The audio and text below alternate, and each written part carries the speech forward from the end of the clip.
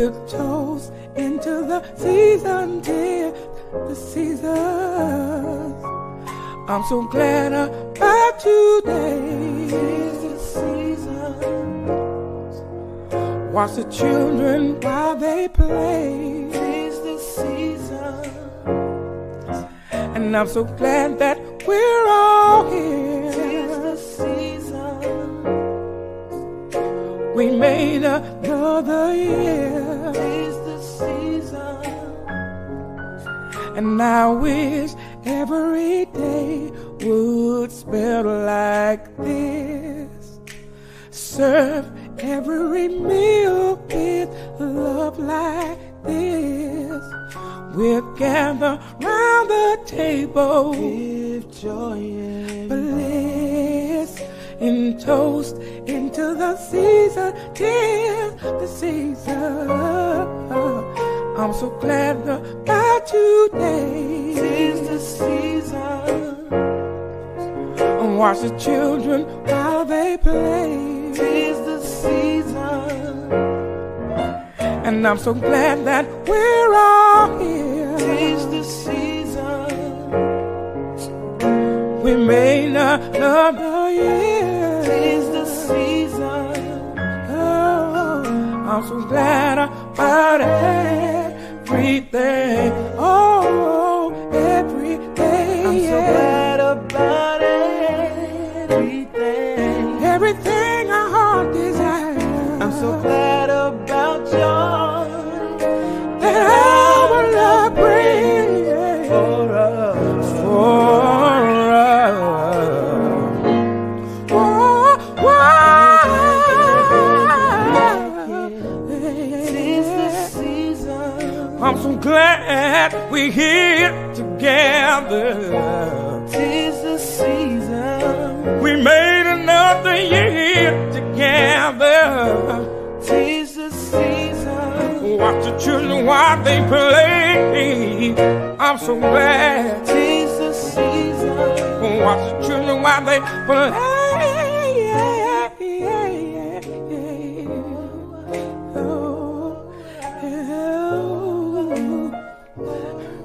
Want everybody to feel the presence of love. And while we're here together, I want you to hold on to that someone you have. Because nothing ever really feels this good. You see what I want you to do? I want you to just hold on to the love we had. I'm so glad we're together, watching the children while they play. Oh, oh, oh, oh, oh,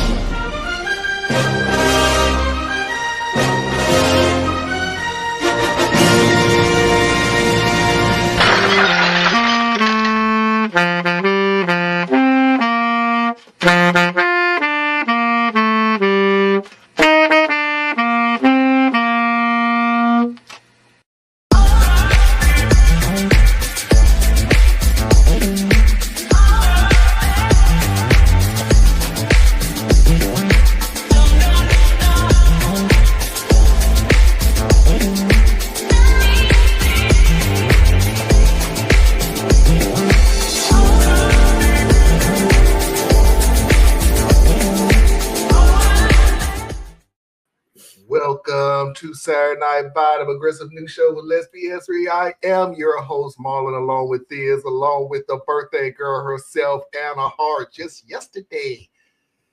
As you can see from the title, it is almost the end of the year. And if you're new to this show, you would understand that we always do our reward shows at the end of the year, the worst of. So we would have the worst wife, the worst husband, the worst person. Missing something. Is that it? That may be it. Husband, wife, mother, and father. There you go. So today, as you can see from the title, the award for the worst wife of the year, I have changed up some things. And the deal is, I am no longer picking. I cannot sit here in good conscience and say, this is who we picked for the worst when it wasn't we. It was me. So I have handed it off to Thea's, AITAH, and Foxy being the tiebreaker. Eventually, I got to find a way to get to AITAH, but we'll find a way to get the stuff to AITAH. So today's show, I didn't pick it. It literally was voted on by this panel, not me. The second hour, we have a darn near full panel. Am I the a-hole? Mafia video of the week. A Mafia video of the week is a video I literally had in my files for, I want to date 3 years, just sitting there. And every Christmas, I keep forgetting to put it on here. So I'm going to finally get it on here. Positive story of the week and of Real or Nah, the returning Real or Nah, and Foxy's videos of the week. So there is our lineup. Pretty busy night. Diz, how's everything going? Happy holidays to you. Happy holidays to you as well. Happy birthday again, Anna. And everything's cool, man. I'm just really focusing on building the business. You know, I had some really great meetings recently, and it's looking good. So I'm excited about that. How's you doing, Anna? I'm doing great. I had family over. I saw and talked to a lot of people that I love on my birthday. So yeah, I'm doing really good. All right, let's see who we already got out there. Parker, this was earlier, so well, Parker is here. Did you get a big subscriber jump recently? 683 seems like a lot more than whatever it was the last time I saw it. Yes and no. It really was at 685 and I lost 2. Oh, but you're right. It did jump. Susan is in the house. Hello, Susan. Happy birthday. Thank you. Thank you. LOL, Marlon got the 20th Century Fox version of Happy Birthday. Yeah. Hey, Marlon, was that you with the sax? Absolutely not. Absolutely not. I don't know what would have came out the other end of that thing if I was blowing it. For a second, I thought there was an actual Christmas tree behind Marlon. No. I just be festive, but to keep the Christmas spirit. Ask them if you look blue. Because you look blue. I look blue. You look green to me. You look green, and then the background looks like some red and some blue or purple. Let me see if I can change something real quick. I think it's just how the light's bouncing off of everything. Yeah. Why y'all have me sit here looking like a cross between the Incredible Hulk and the Smurfs? It looks beautiful, I think. Wow. That did absolutely nothing. Oh, well. Green with red, still Christmas. Still within the Christmas spirit. Since I'm trying to figure out how to get through a separation and a divorce in the best way possible for both of us, but frequently lose my crap, this could be interesting. Oh, Susan, I'm sorry to hear that. I'm sorry to hear that, but I hope that this move in your life is a positive one overall. Yep, and you already have my email and everything, Susan. If you ever need to talk, just email me. Of course, you know I'll email you back as soon as possible. But sorry about that. Would you stay over in Denmark, is it? Or would you come back to the States? Just curious. That's a pretty good question. I want to know. The Incredible Smurf. That makes more sense. Hey. Stay there. Stay there.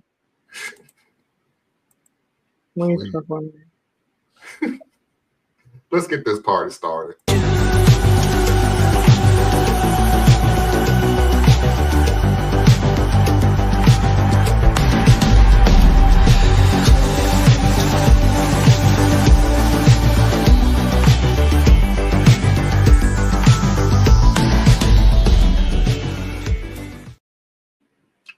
Oh, I'm sorry. I have one more change just for this month.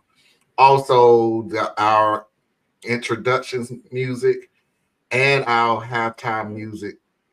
It's going to be a little longer, but at least about 4 minutes. But they're all going to be Christmas holiday music. So, including one. I think I did. Did you not do that last week? Okay. Including one I just added to the playlist because I just thought it was so unfair, but whatever. I'm playing it out of love. You'll see it because it's the halftime, today's halftime. Okay. It's probably Mariah Carey. He finally got himself where he needs to be and show Mariah the love that she deserves. If you say so. I'm looking at property in northern New Mexico. Health could be a big problem, though. Yeah. Well, wish you the absolute best, however you decide. So, yeah, she the It's best. an interesting and challenging time. So, you you navigate it the way you feel is best. And make sure that and I know this is easier said than done, but I have to say it. Please take care of your mental health. Please. That's one of the most important things you have to be taking care of right now. So come on this show many times as you want to, watch replays and everything. Just come and laugh with us and everything else. But please take care of your mental health during this time. But anyway, let's go ahead and get started. So, today's show is Worst Wife of the Year. It was a slam dunk because there was no need for a tiebreaker. Here is your runner-up. I met my husband 4 years ago, and it was love at first sight. He was a widower and he has a daughter who's now 17. It was tough to deal with, I won't lie, but I wanted to be with him so badly that it didn't matter. We got married 2 years ago and we've had our struggles, I won't deny, but overall it's been a very happy, love-filled marriage. At the beginning of our relationship, I was really jealous of his late wife. He had pictures of her around his home, his family loved her and talked about her, and his daughter and friends thought the same thing. It was tough. I was comparing myself to her. She was beautiful, intelligent, successful. She was a great mother, friend, wife, whatever you can think of. I know that people don't like to speak ill of the dead, but I believe them when they say these things. I did speak to my husband about these things at the time, and he even took down some of the pictures later in our relationship. Still, his house never felt like it was my home as much as I felt like it was still hers. When we got engaged, we decided that we would buy our own home and we moved in right before we got married. During the moving process, I found box after box of old photos and other materials. Photos of his ex, family photos, photos of them together, baby photos, everything. Some of these were Polaroids, they were so old. They had been together for many, many years, and they had so much history together. I don't know why at that moment I snapped, but I did. I threw away all the pictures of her. When we were putting up photos in the new house, I didn't put up any of her except for one with my stepdaughter. There was a box of her things, and I donated some of the items and threw the rest away. I even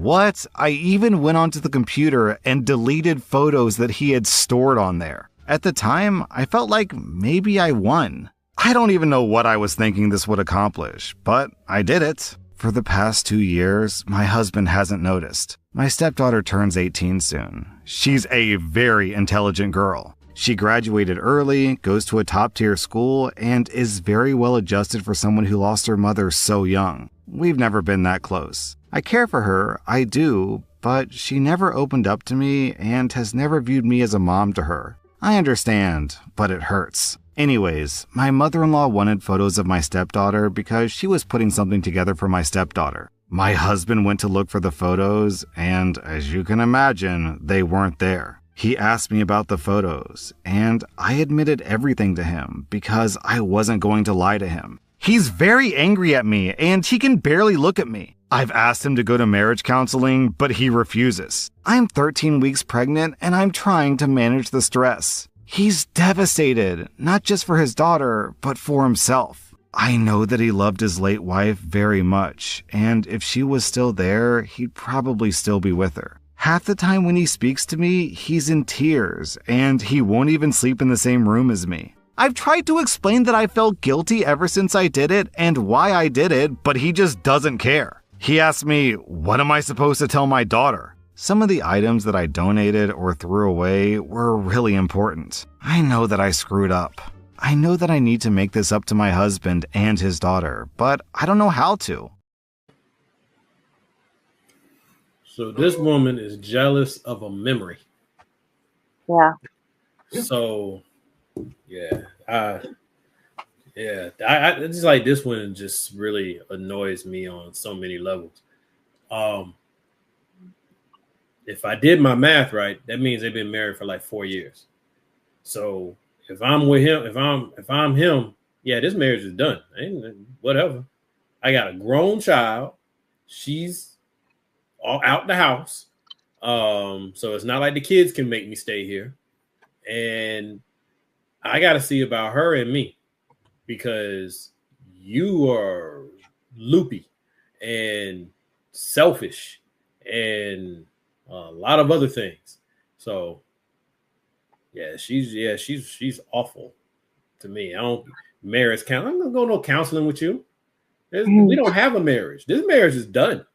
You know what I'm saying? This isn't like, this isn't like you cheated on me and I got found a way to work through the emotional damage. No, you destroyed memories I can't get back. Like, you're gone. There's nothing I can do about it. And we good. It's over. It's a wrap. I don't think you can blame it all on this moment of rage either. It took coordination for you to get these things out and gone. Whether it was somebody coming and picking them up, it still took coordination. Or if it was you taking them places. I'm not sure if you ever could do enough. You hid it from him until you had no choice. It was too late. Right. You had no choice. These are not things that are replaceable. It's not like you can just go out and buy the same clothes again. They don't have the meaning because they do not have the memories attached to them. Go get yourself in some counseling because you're going to need it. This is going to be a big change for you coming up. Yeah, and it really, sorry for whoever takes this the wrong way. I can't stand when people hide behind a pregnancy. I'm 13 weeks pregnant. Well, you should have thought about that before you did what you did. Like, because you're pregnant, all of a sudden I'm supposed to just be like, oh, well, I can't leave you now. She can. Yeah, I can. Because we're not going to be together anyway. It be in the child's life. So, well, but that's not how people think about it. Right. He might be worried that he wouldn't see his child. Right. His new child. and she can Like, try to use that child like an anchor, which is what some people do, right? This will make him stay, and depending upon the kind of guy he is, it could. That's why he got to get out before the baby gets here. And then, you know, the whole time you're raising a child outside the house, as opposed to having to transition once the baby's here, because then you'll start it's a good chance you'll start rationalizing things because you're doing it to be there for your baby, right? Yeah. And now you're trapped in the loveless, twisted relationship. So yeah, I would say get out now. Here's the deal, OP. First of all, to piggyback on what Anna said, stop saying you snapped and did all this. Nobody snaps and coordinates all that you did. Nobody snaps and then goes into a computer, find the pictures, delete the pictures, delete the deletion because you want to make sure it can't come back. No, nobody snaps and do this. Second of all, if I get this statement one more time in a story, I really feel that if she was still here, they would still be together. Yeah. oh, Yeah. And he wouldn't know you either. So At all. Why would you say that? Like, oh, gee, lady, look, this is over. In however way I say it or Theus and Anna says it, if he stays, it's over. Because he's not doing it for you. If he leaves, it's over, obviously. But even if he stays, it's over. okay. It ain't for you. I mean, it ain't for you. but she don't care about that. I don't care. That's what I'm saying. This goes into the form of indifference And delusion. Yeah. Because people think that. They think as bad as it is, and this is really bad, in time, we'll work through it. Yeah. But they don't factor in is like you have disrupted another person's mental not mental stability, the ability to feel safe, right? Like he knows for a fact his heart is not safe with you. And even if he stays, even if he learns to love you again, he will never be in love with you again. And it's gonna be right. There's a piece of him, probably a big piece of him, you will never get back.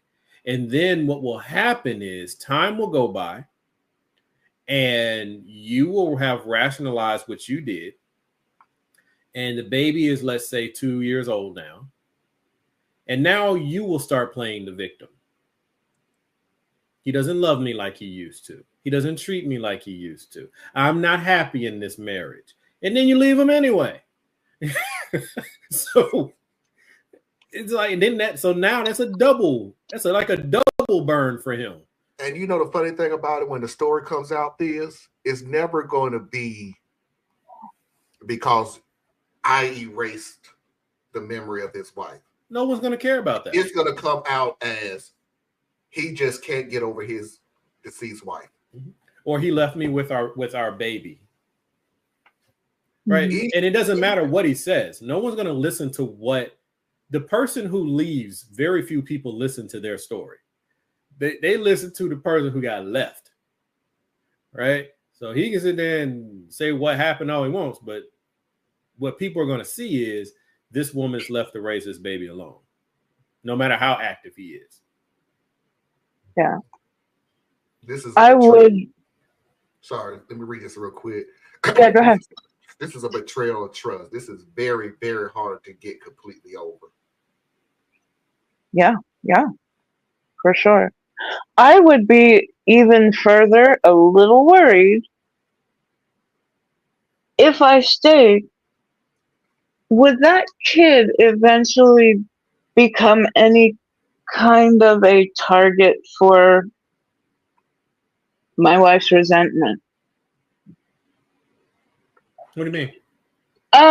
Just in the way that she had the deceased wife, the mother of the kids, and he's going to step back. He won't be in love with her in the same way. And will she start to think, because it's all around the same time, because her hormones will be going up and down? I just worry about her ease of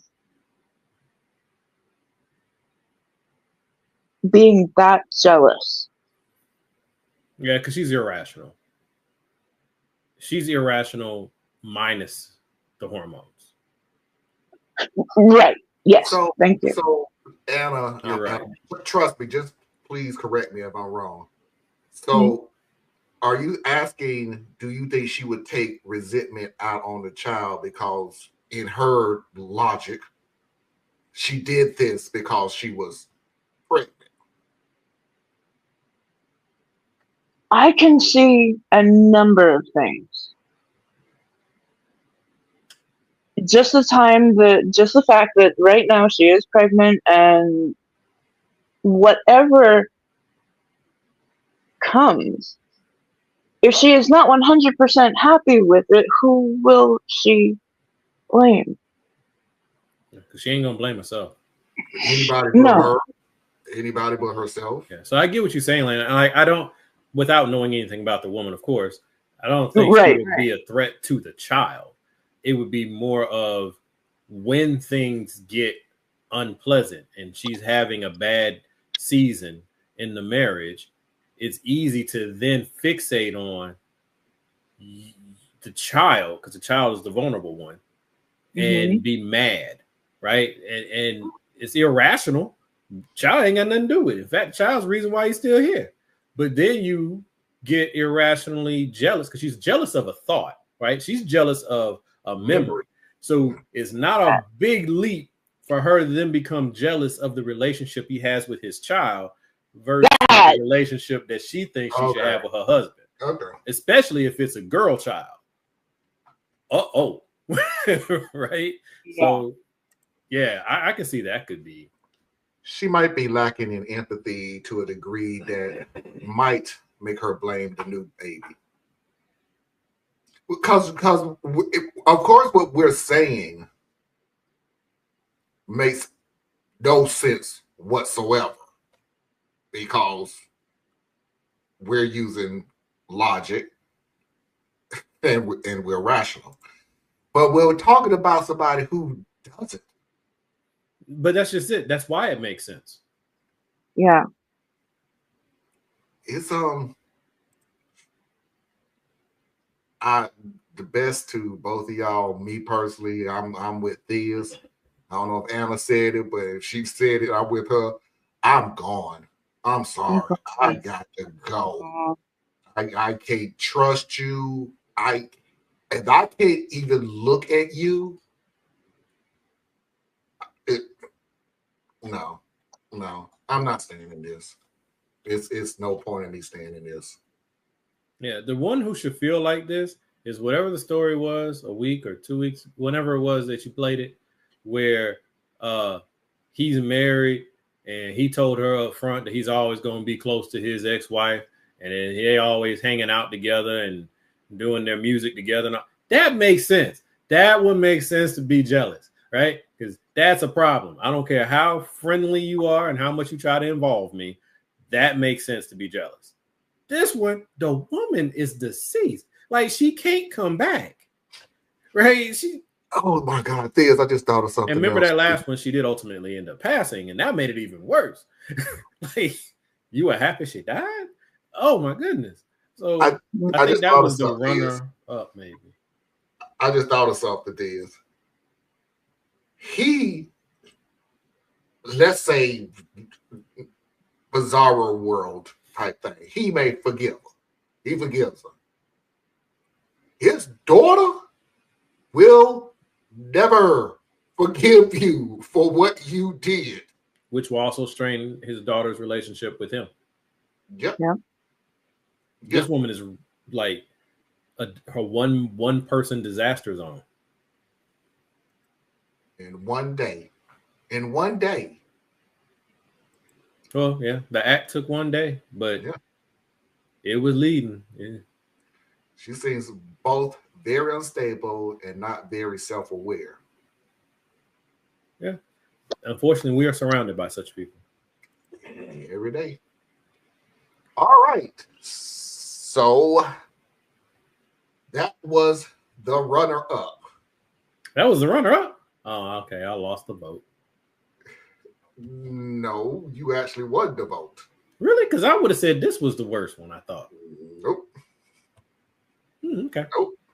I have your email too, which I answered it and moved on. So whatever you got, that's what it was. Like I said, man, both of them got 2 votes each, so it wasn't like it was split. Everybody voted right down the middle. So, unfortunately, Theus, you said the winner. Oh, so I said it backwards. Oh. I'll admit, I'm biased right off the bat. I couldn't stand her. I call her his ex to myself and others, but he called her his friend. We're all in our early 40s, and she died recently of an aneurysm. I've been with him for 10 years now, but he had known her for 20. The way he tells it, they were friends in college, decided to date, got married, then realized they weren't a great couple, and decided to just be friends. All that happened years before I met him. He was clear early on that she was important. A couple of months into dating, it came up that his friend was actually his ex-wife. He explained the above to me, saying that she was one of his closest friends and that it was purely platonic. I expressed some discomfort at him being so close to an ex, and he told me, "That's fine. If you have a serious issue with it, let me know now and save us some time. I'll choose her. I like you and all, but I've known her for over 12 years, and she's one of the most important people in my life. You'll have to be okay with that if you want us to be a thing." When we were engaged, I asked again, and he gave me this perplexed look and asked, "Why would us getting married affect my friendships?" I sucked it up and went along.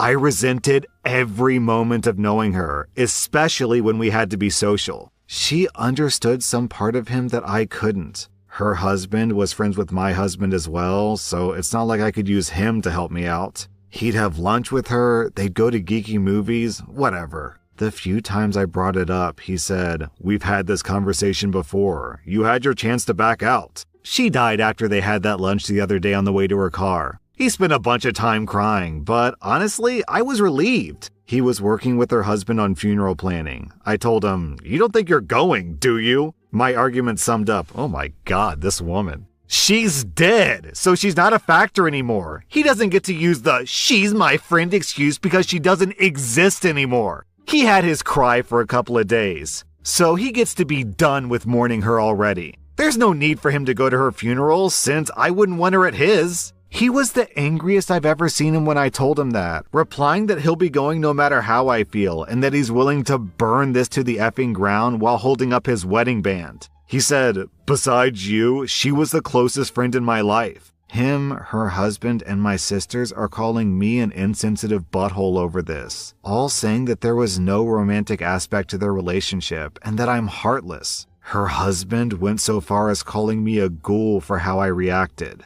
I never felt that their relationship was appropriate, and I hid that for years because I wanted to be with my husband. Now that she's gone, I don't feel that I should have to hide it anymore and can speak freely. Am I the butthole for just wanting him to be done with her and for him to not attend the funeral? Okay, now I see why I placed this ahead, because of how twisted the lady is. It was more than just being jealous. It was more than even being relieved at the passing. It was all the games and cruelty she was directing at her husband. So this was far more of an active evil than the selfish evilness of the photos. So that's probably what I was thinking. Okay, cool.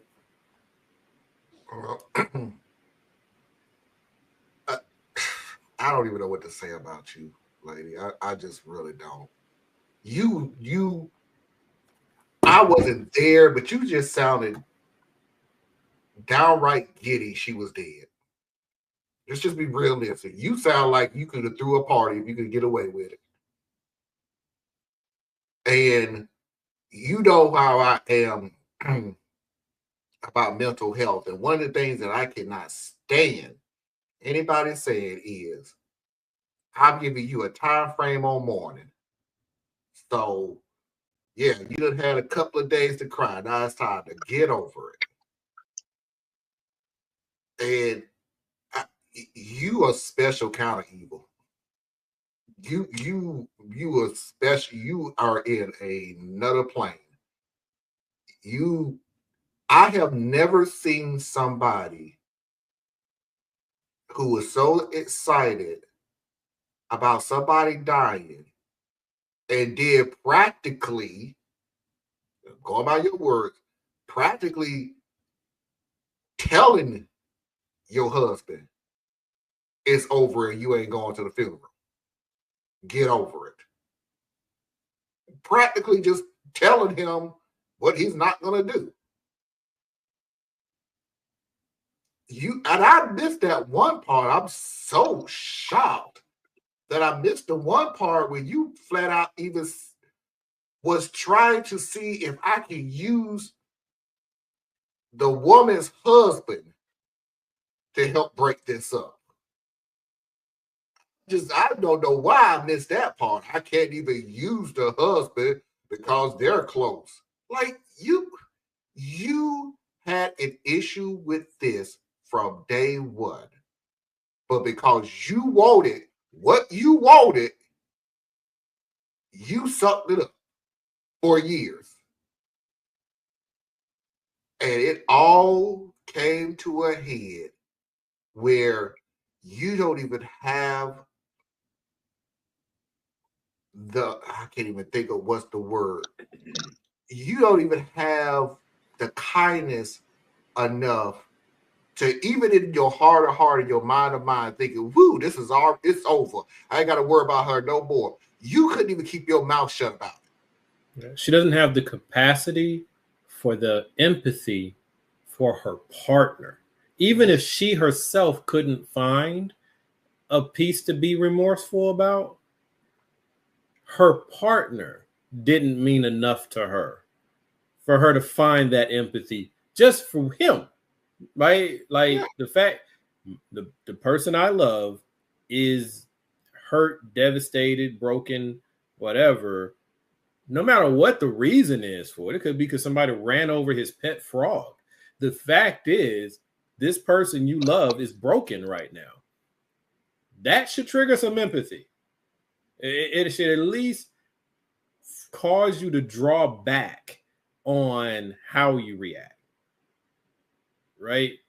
You just kind of fake the funk if you need to, but you do it in service of that person that you love. But I remember saying, like, he's not blameless in this, but his role is really small. Like, this is an 80-20 kind of situation to me. He could have managed the relationship better because I think he was being dismissive of her just because he gave her an out when they were dating. Well, yeah, that was dating, and then you were engaged, and she could have used the exit, either one of those, but she didn't. And now you're married. So now that you're married, huh? Neither did you. Like, that was the one thing, is I would have, if she came up back to me again and said, okay, now we're engaged, you're gonna let go of her, right? That would have said to me, we're going too fast. And we need to look at our relationship. He didn't. He just, no, I told you what, and he has every right to say that, look, this is my friend. However, I think that, this was probably a relationship he did not want to give up in the past. He talks about it being platonic, he's deep in love with her. Whether that was a sexual thing or not, it just. And so for him to be in another marriage, to me, that's a little callous and not well thought out. Yeah, that whole take it or leave it thing with someone you say you love, it just doesn't blend well. Yeah, but he's still a minor player. She's still the worst for it. Yeah. But yeah, if I was gonna say anything about what the dude did, the husband, it was, dude, you are married now. No, you can't have that same schedule that you had when you were single. And on top of that, right or wrong, I don't want nobody emailing me and blasting me and telling me, Marley, don't say stuff like that. I don't care. It is different between your male friend and your female friend. It is different. Sorry, it should be, but it is. It is. No, I can go to the movies with my boys. I can't go to the movie with my girl. Yeah, you're thinking of it from a purely heterosexual angle. But yeah, okay. Because there's a lot of people who get blindsided when they find out that somebody's swinging a couple different ways. Just because he's hanging out with his boys don't make it safe. I'm thinking of it from a heterosexual point of view, yes. Yeah. But yeah, it shouldn't be that way, but it is. And people will react differently. Still talking heterosexual here. So no, I feel you. Because Marlon, I 100% rock with you because I know me, I'm a jealous kind of cat, right? I don't act on jealousy. I don't walk around chasing people down and stuff like that. But no, you're not going to be hanging out with your male friends. That's not happening. But if you understand me, you know that because we've been very clear on that from the dating to everything. And in return, I'm not hanging out with no females, right? Like if I have this red line and this level of insecurity or jealousy or whatever you want to put on it, I have to have those same levels of standards in protecting her peace. Right? If I need her to protect my peace this way, I have to do it for her. Even if she doesn't even care as much about it. I still owe it to her because I set that standard, right? Because I don't need her to ever walk into a situation where the questions begin. Because once the questions begin, you can't get them out. They're there, right? And so, yeah, I feel you on that, Marlon.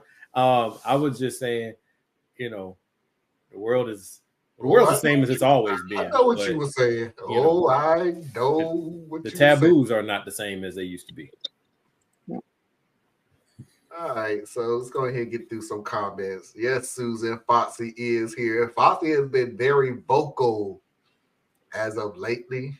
Found her passion in painting, so she always comes in here and paints during the show. And then I love y'all's togetherness.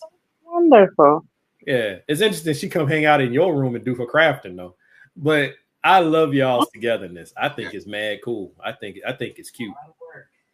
It's not taking a lot of work. It has, and we still do it. We have to work at it. Oh, the marriage? Oh God! Dating. I was like, woo! I was like, you're good at it, but if you're not working on your marriage every day.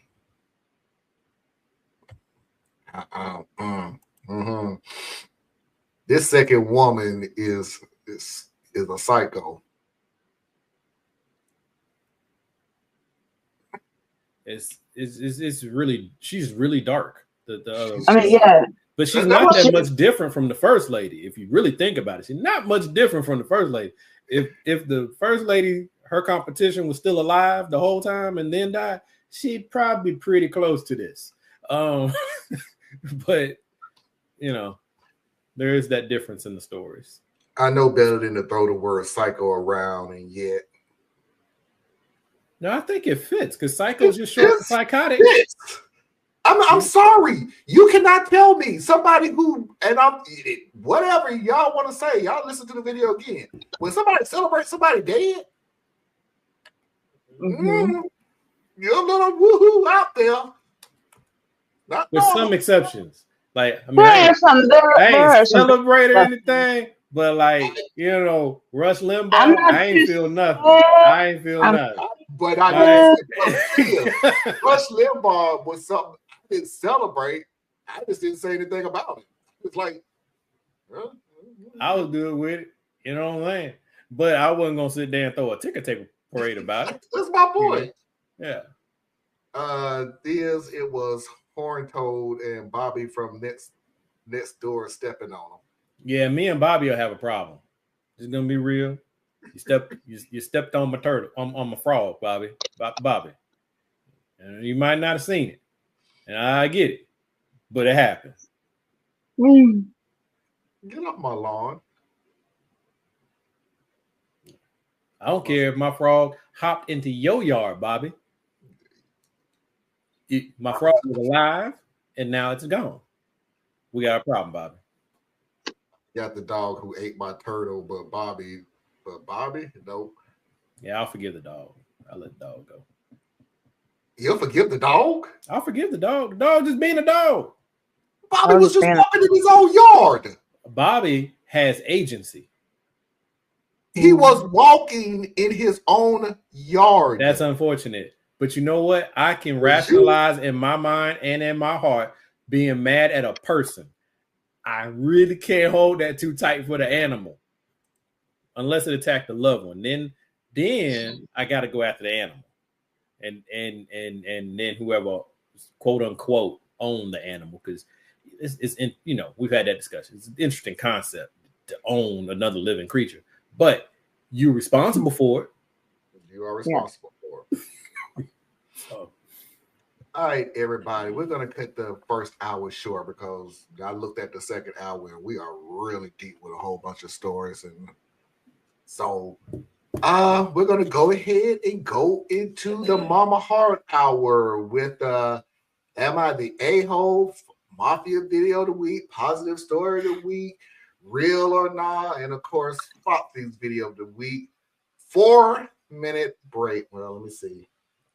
Yeah, about a 4-minute break to reboot and refresh. And we'll see everybody on the other side. Stay tuned. And for everybody, this next song is not my fault. I'm just doing it out of the kindness of my heart.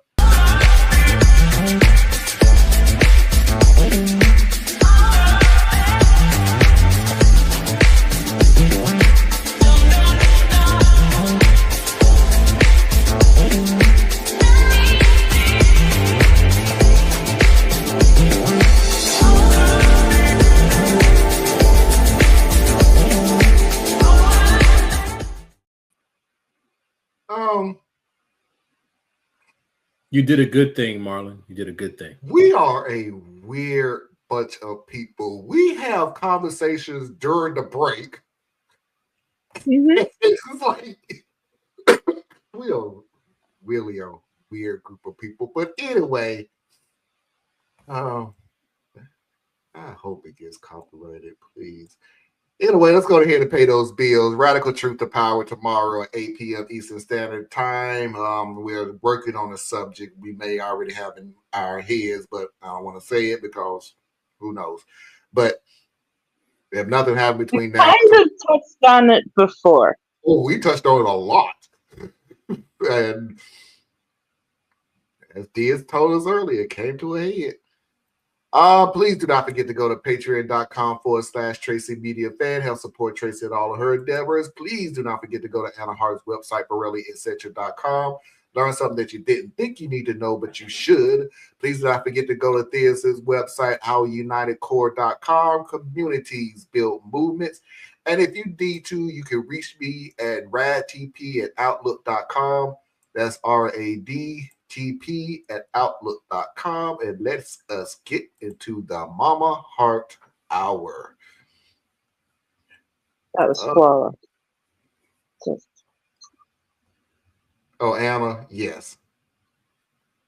Yeah, I was trying to give Theus a hint. He looked a little lost. Okay. Oh, okay. Because I was like, And Thea's, I hate to, we talk on background. I hate to say stuff in the front ground, but MC was part of my sound. MC who? Mariah Carey. Oh, Who were you just talking The about? whole conversation was about Mariah Carey. You said in your teen years, I'm thinking MC Light, MC Hammer, MC who? MC Light would have been my brother, or maybe you, but no, I was Queen Latifah. No, I mean the time frame, because it was just before my hip hop era, right? It's like I mean, it was before I really cared as much about rap. It was when MC Light, Queen Latifah, and them were doing their thing. Kwame the Polka Dot Pursuiter and all that stuff. That hip hop era was right before I really kind of locked in, right? So like when I locked in, it was like the NWA era. So like just a couple years. Oh, just a couple years difference. Yeah, NWA, Two Line Crew. I never liked to, I have been, I guess you could call me prudish. I don't know. I have always been like, okay, sorry, y'all. This is how I've been literally since I was a kid. So I haven't just been racial in my old age. There's a certain way I just can't stand to see Black women portrayed. And now, all women being portrayed a different way is not great. But I'm saying from what pulls on me, seeing Black women portrayed a particular way, it's always been like, So 2 Live Crew, I could never really get past that. So it was like I couldn't really enjoy the music because it was so aggressively the most unattractive representation of women that I would see, right? So I just couldn't get into it. Like the whole Miami bass era that 2 Live Crew ushered in, like 95 South Boys and all them, I just couldn't. I just was like, I couldn't get past that. You can objectify women. I ain't got no problem with that. I ain't gonna trip on that. But it's a certain degree. Like, I stopped listening to Miami bass. I'll never forget it. I stopped listening to Miami bass when it was just flat out bass. There was what else like for cars? Tape. It was all about cars. Came out that was famous, but when I tell you all it was do do do do, there was no rapping, none of that. I don't even think there was music, to be honest with you. I think they just put a whole bunch of bass and just it was highs and lows. That was all it was. Or whatever, but it was like, yeah, I'm over this. And it's like you had to literally. I mean, I was in high school when this was really, really a big thing. But when you have to drive your car wearing earplugs, maybe this might be a step you too far. Just a little. It's a possibility. Susan is asking, can we swear now? Yeah, this is the second hour. If you're new to the show, but it's not the second hour time-wise. Close enough. True for us. Executive decision. Close enough. Okay, fuck it. And you're right with it. Let's go. We're gonna break. We're gonna break glass. Let's break rules. Okay. Fun fact about me. Fun fact, guys. So my dad is a pastor. I grew up a PK kid, and when I became an adult, I literally love to cuss. Like, it was so crazy because everything was MF shit. Damn, I mean, it was like crazy. And now, every now and again, I'll be like a cussing sailor for like a whole hour or two, and then it'll just go away. You're getting it out of your system. I'd be over it, like, yeah. You're getting it out of your system. And it's a trigger because, like, when my parents are around, I have that filter. Like, I know not to do it around any adult, like any elder. I have that respect, but it's just like it just like shuts down. But I still to this day love to cuss. I love to swear. It's ridiculous. Okay, that's it. No, Okay. Yeah, something's wrong with me that 'cause my filter filter is got weaker. strong. That filter is very strong because I literally, to this day, and my mom gave me permission because she saw me. I was mad about something or other, and I just, God darn it. She's like, you know, you have grandchildren. You're old enough. I'm like, I can't do it. I just, it really is a built-in filter that I just cannot cuss around my mom. And I mean, I have, but the hardest thing she ever got was damn, maybe, or hell. It's not the. Yeah, It wasn't. my filter, I don't know what happened. So I have to be conscious not to get too comfortable. I guess that's the best way to put it. Because I will curse and not really even concentrate that I'm cursing. So when I'm around my parents, I'm actually paying more attention to what subject areas I'm drifting into than anything else, right? Because the curse word will slip out. Yeah. And I don't want to deal with that because I've slipped a couple times and I'm just I'm like horrified inside, like my whole world just crumbled down, and right. And but yeah, so that's one of my things. But it's really funny. My tendency to curse really depends on who I'm talking to. Because more often than not, I mean, I went through a phase where I cursed, every second, third word. But now it's like I don't see the point in it. Like if you've noticed, even since we've been recording, I don't curse anywhere near as much as I used to. Right? Because it's just, it doesn't occur to me so much. Like I have other words to use. Yes. But no, depending on where I'm at and who I'm kicking it with, it might, yeah. Well, put Susan back up because she made a good point. Mm-hmm. So this is fine with objectification, but draws the line at all. Yeah, misogyny. And then it's funny because it's like objectification. I mean, hey, I see a woman in a bikini or in underwear or something like that, and she's pretty. I'm like, well, I'm gonna look. That's nice, right? Or I see a beautiful woman, in a business suit or dress. Yeah, I'm gonna look. That look nice. But seeing her in a music video, so that means she's not even the artist. She's literally there for the express purpose of being demeaned. Like that's the only reason she's there. Something inside of me just kind of backs away. But then I can watch an adult movie or something like that. That doesn't bother me because she has a different degree of agency there. Like, yeah, so it's not fully rational. It truly does have a lot of rationalization in me happening, right? Because it's not clean, but it's just a certain, I don't know,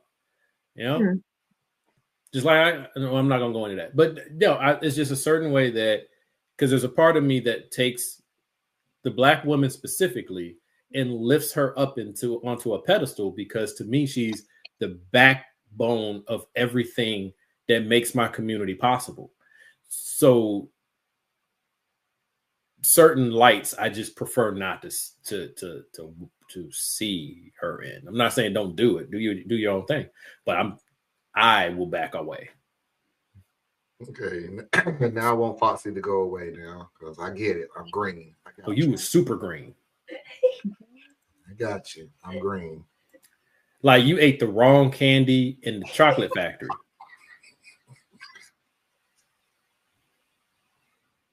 As I got to be about 16, 17, I remember when Lorraine came to me and was like, I don't mind at all hearing you swear. In fact, every once in a while, a well-placed fuck can bring your attention. Say it, sis. Unlike no other word can. She goes, I just want you to think about if you are using it more than regular descriptive words, you are losing your imagination to curses. She says, I don't want to see you do that, and I don't want to see you get comfortable with that. So with me, it's not at all that I can't swear around my parents. I can. It's with kids a lot, but just that is a time you don't swear. No, I feel you there. And let me tell you this story first. Then we'll go I'm out of here. And it's from Dabness. It's not from me. Dabness is the one who does the majority of our videos. What's up? I thought that was the one from the Cosby Show. No, that's Dabney. No, Dabness was Vanessa's guy on the Cosby Show. Okay. Who cares? My point is, I care. The story was he said he was mad, playfully, of course. He was mad at his parents when he was little because they set him up. Like he didn't cuss. Of course, he was 8 and his brother was 6. So of course, they discovered cuss words and they would say this and that, but they wouldn't dare say it around their parents. So he said when he was 8, he was 6, and his they set up a tent in the backyard, and they was half asleep in the backyard in the tent, and their parents thought it would be a funny joke to go out and scratch on the tent like there was an animal scratching. And Tabitha said he jumped up and went, "What the fuck is that?" And his parents got mad at him for cussing. It's like, you set me up. Like, why are you mad at me when I think there's an animal about to attack my tent and kill us? And you mad because I cussed? Yep.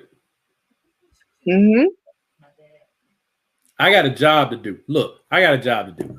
Now, was I on my job when I was like I'm gonna die? Was I on my job when I tried to scare the living daylights out of you? No, I was on break. But when you hauled off at your 8-year-old self and dropped a word that I don't feel you should ever say, even if I understand, I have to still address this, right? Like, yeah, I would have said the same thing, but I'm on the job. So I'm sorry. Then you set up kids too, then, cause that's not fair. I'm thinking there's a wild animal out there, and you was on break when it was time to be a parent. You was on break when you did it. You was on break from being a parent, and now you back off break when I cuss. Yeah, yes. Because I'm gonna need you to go ahead and keep that break going. You ain't got as my kid, you ain't got that. You know what I'm saying? So it's funny. I love it, man. I love it because I get what you're saying. That's why I said I was on break. Like, I'm taking the parental cop-out moment. Like, I tell my kids all the time, because what I do with them is I have raised them since birth, or as soon as they started learning how to talk and reason and whatever. You challenge everything, which my kids are some of the hardest kids to deal with if you're a teacher, but they're like everyone's favorite kid because they're very mellow and chill. Well, you've done your job, yeah. I teach them to challenge everything, including me. So we sit here and like I'll just like nudge them to the point where it's just become another way we talk to each other. So, but the funny thing is, they know, of course, kids, they learn their parents. That's how they control us, even though we think we're in control. But my kids know how the inflections I use on words, the tone that I'm using, even down to my body language, if this is a time to push back or just take it. Is this a time to question or just do? Right? They know when we're in a learning or a fun environment versus, Dad's not playing right now. That's part of being a parent. I'm sorry. You don't have all the rights I do. I literally found myself having to tell the youngest of the kids, who's 25, who's 25, because she calling me and she be mad, and I let a couple of cuss words go. After a certain point, I'm like, okay, honey, I'm gonna go ahead and let you vent. I'm gonna go ahead and let you get out of your system, but you need to tone it down now, because you're talking to me like I'm your friend. I'm not. Yeah. Don't forget who I am. So just chill out and talk to me, and she'll pick it up. Oh, I'm sorry. I'm so sorry, Dad. I'm sorry. So anyway, am I the a-hole? So Marlon just admitted he goes on break and then comes off break. He does. Okay. Are they the a-holes?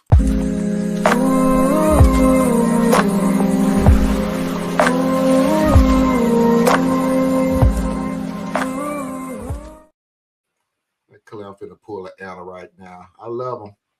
I hate them, but I love them. What I do? Don't do that. What I do? I ain't do nothing. Drug team.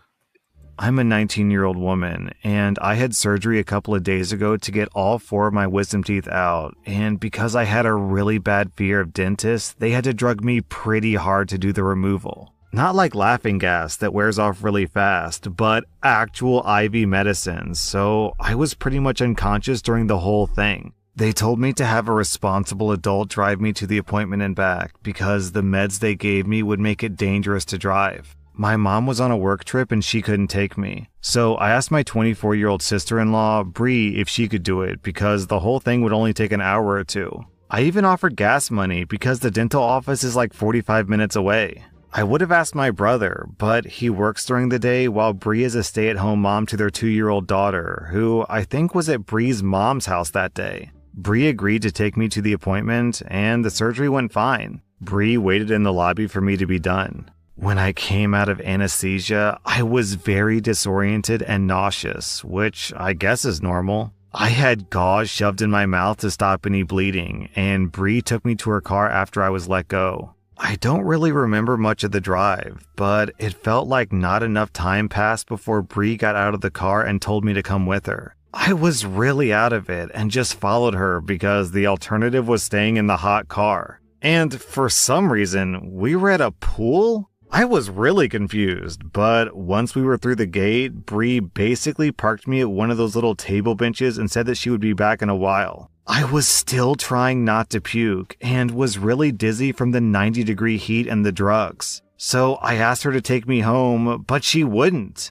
I guess since it was her day off and she didn't have my niece, she was meeting friends at the pool. I was starting to feel really sick and on the verge of passing out or having a panic attack, so I called my brother. I don't think that he could understand me between the meds and the stuff in my mouth because he hung up and I guess called Bree because she came stomping back over, cussing and yelling at me and took me back to the car. I passed out on the drive home, but when we arrived, my brother had left work and met us in the driveway. He was screaming at Bree and she was crying. I was still pretty disoriented, but my brother took me back home and stayed with me until the meds wore off. That's when he told me that he's divorcing Bree because of what she did, plus some other things that he didn't go into detail about. It's been a few days since then, and Bree's been blowing up my phone telling me what a B-word I am and how me tattling destroyed her family. Part of me feels bad because of my niece, and I wonder if I should have just dealt with it and waited for her to be done at the pool instead of calling my bro and causing problems.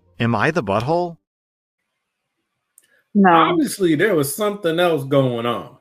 There was something, a couple other things. Yeah. Big bro was already ready to go. Yeah. So, I mean, you can feel however you might feel. I can't tell you how to feel, right? Because you were the straw, but you weren't the load. So, right. Well, something I ain't done in a long time. Something I ain't done in a long time.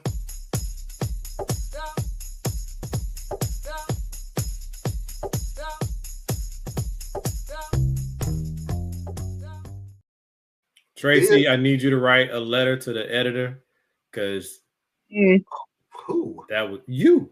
Tracy should write you a very sternly worded letter. And I agree with whatever Tracy puts in the letter about this. Yes.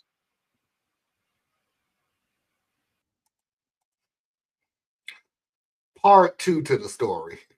And then OP posted an update. I called my bro to check on things, thank him again, and see how he and my niece were doing. He told me some things about Bree and why he's divorcing her. I don't think that she cheated on him. At least my brother never said anything like that. But y'all were right about the incident with me being the straw that broke the camel's back. And I'm not the only victim of Bree being careless. A while back, I guess that my brother came home early from work and found my 2-year-old niece alone in their house with the front door unlocked. He called Bree 3 or 4 times with no answer, and she came in the front door right before he was about to call the cops. Apparently, she went to the convenience store like a 5-minute drive from their place and left my niece by herself. When my brother yelled at her, she said that it was fine because nothing bad happened. And when he said the door was unlocked, she just said that she must have forgot and that it wasn't a big deal. Her phone was silenced on the charger in their bedroom, which is why she didn't answer when he called. Bree called him dramatic and told him to stop telling her how to parent and that the niece was fine for 20 minutes while she shopped for dinner stuff. My brother is taking some time off work to take care of my niece because he kicked Bree out of their house the same day that I had my surgery. She's staying at a hotel that my brother is paying for, and he gave her 2 weeks to find a place before he quits paying for it. He says that he's going for full custody because Bree is a danger to my niece and he doesn't trust her anymore. She tried to argue when he kicked her out, but he threatened to call the police for what she did to me, which I guess scared her because she left. I'm doing well after my surgery, even after everything that happened, so thank you all for the good wishes and advice.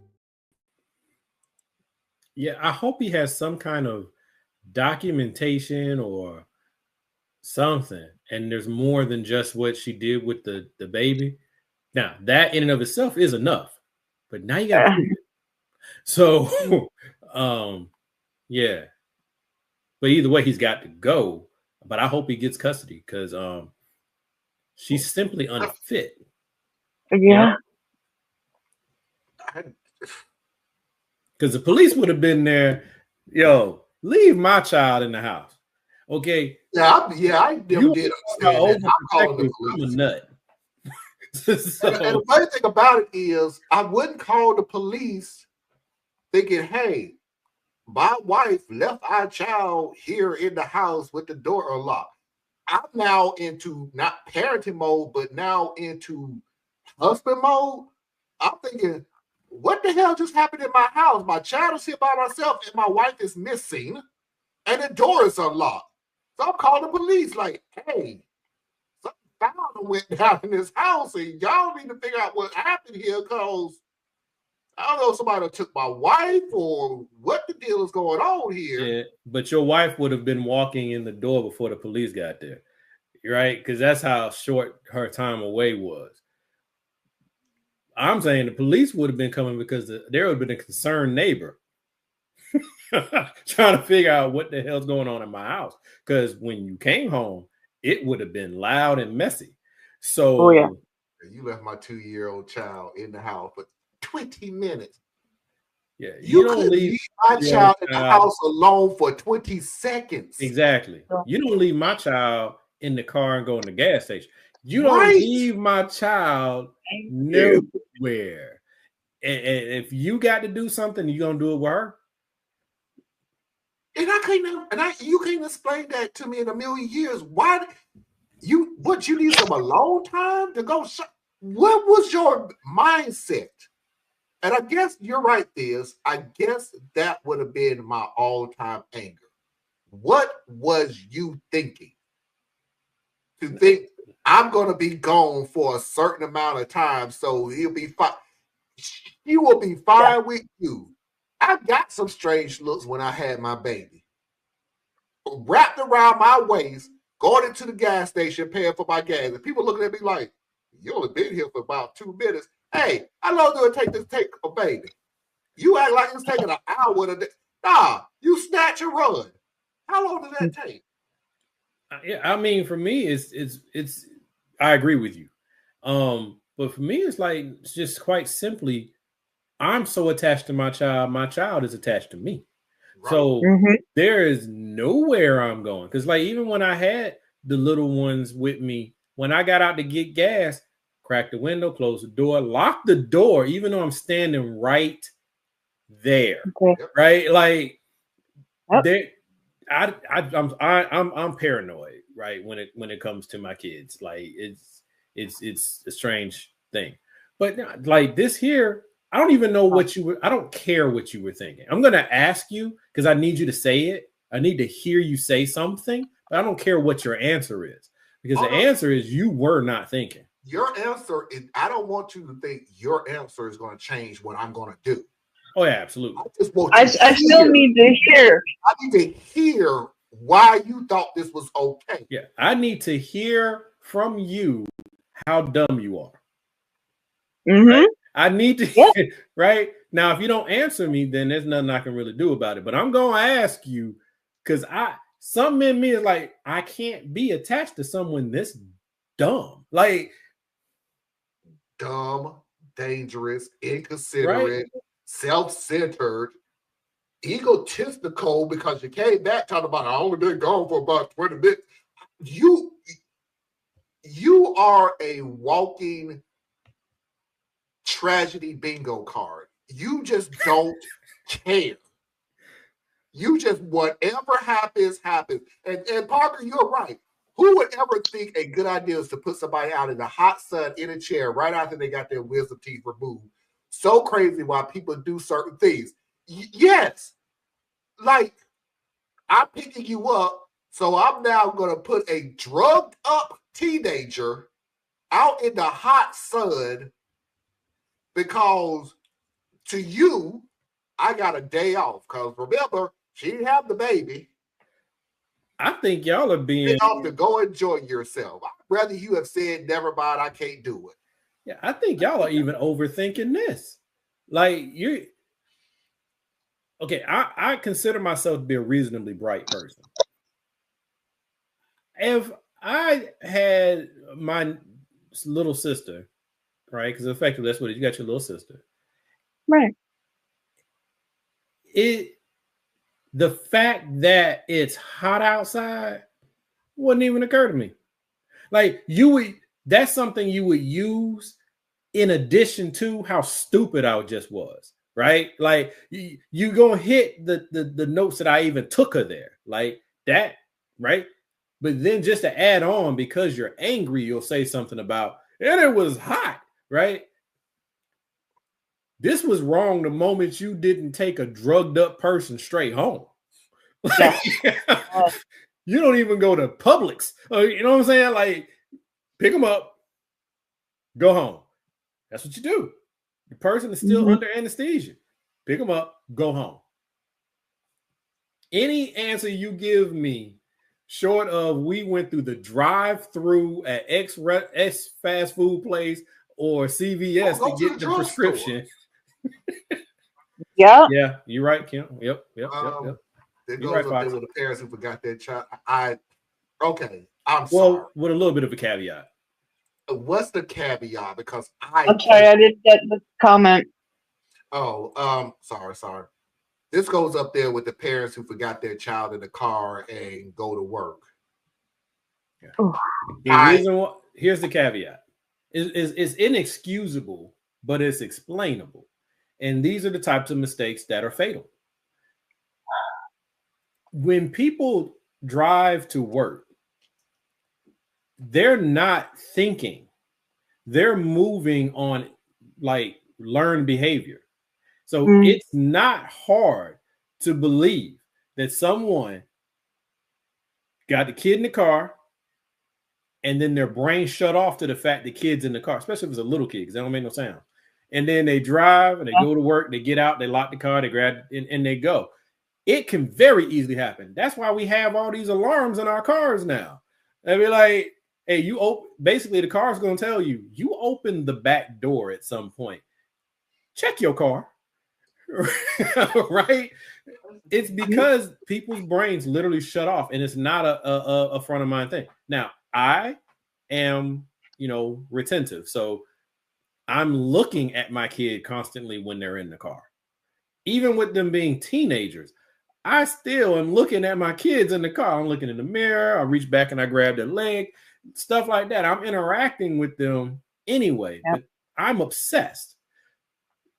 For the regular person, kid is sleeping in the car seat, in the back seat.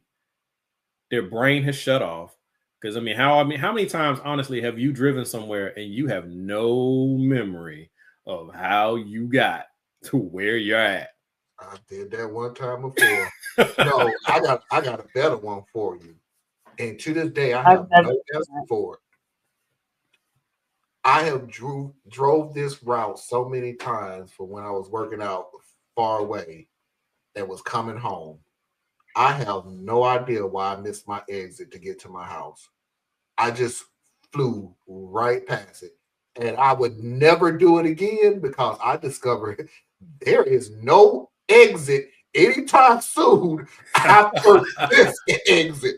I was driving what felt like 30 minutes of I just need one exit to turn the freak back around. And it was farmland and trees, buddy. You gonna have some fun today. Aren't you proud of yourself for filling up? Because you're gonna be on this highway for a minute. And yeah, I guess if you cross into a rural area, you ride. Yeah. You're going miles. I was joking about the farmland, but the trees and everything, yeah, you saw plenty of that. But it was just like there was no exit, no time soon. It was just we're gonna listen to some music and take a road trip. Well, I have like 2 driving stories that would even be anywhere near that bad. One was me and my first wife. We were supposed to be driving from South Georgia to Alabama. So that's one state, y'all. I did one state. And back then we didn't have GPS. And she kept telling me to stop and ask for directions because I had never made this drive before. And I wouldn't listen to her. All right. And when I finally stopped to ask for directions, it was at a rest stop in Mississippi. I drove clean through the state. So, yeah. And then the other one, which this is when I was young, but I stopped. This really stopped me from like really drinking. Out with the guys. And night's over, like dumb early in the morning, right? And here in Atlanta, we got this road called 285. And it's called it circles the perimeter of the city itself. So it's a big circle. Takes you about an hour to get all the way around it. I'm going to call it drunk. I was so drunk that I missed my exit. And my brain said, okay, get off on the next exit so you can go back the other direction so you can get to where you need to go. The other part of my brain said, but if you get on a surface street, there might be police. This is a circle. Just keep driving. I listened to the keep driving side of my brain. I drove all the way around the city. You going to? And I was like, okay, yeah, we're done. We're done now. Is it actually a big circle? 285. Around. Yeah. Oh, okay. Yeah, that's one of the hardest things for a transplant to Atlanta to really learn. Because like you can use 20, which goes across the city, and you got 75, 85 that goes up and down. But 285 goes around the city. And when you're used to like using exits and I go this direction to go, 285 will mess you up because you drove north to get where you're going, but you got to drive west to come back where you were coming from. Right. Yeah. So we got 485 that does that. It's just going around the city. It's just that. Imagine being the brother who answered the phone to her being all disoriented and having a gauze and stuff in her mouth, trying to understand what she was saying. That sounds like a sort of scary situation. It had to be a scary situation. My sister is out of it. Don't know what's going on, and there wasn't gauze, I don't think, in the mouth anymore. No, it was. She was fresh out of surgery. It was fresh out. She went straight from the yeah. She went straight from the surgery to the beach or the park, to the pool. Yeah. The pool. Yeah. And trust me, I missed that she was packed down. Okay. Yeah, I've had my teeth pulled before. Yeah, them galls ain't coming out no time soon, buddy. Yeah, the doctor says, yeah, you can take this out in about an hour. Okay, look, when I was 19, just like this young lady, I got my 4 wisdom teeth pulled at the exact same time. And I went back to my dorm and I took the gauze out like they said I was supposed to, and I ended up with 4 dry sockets. I am terrified.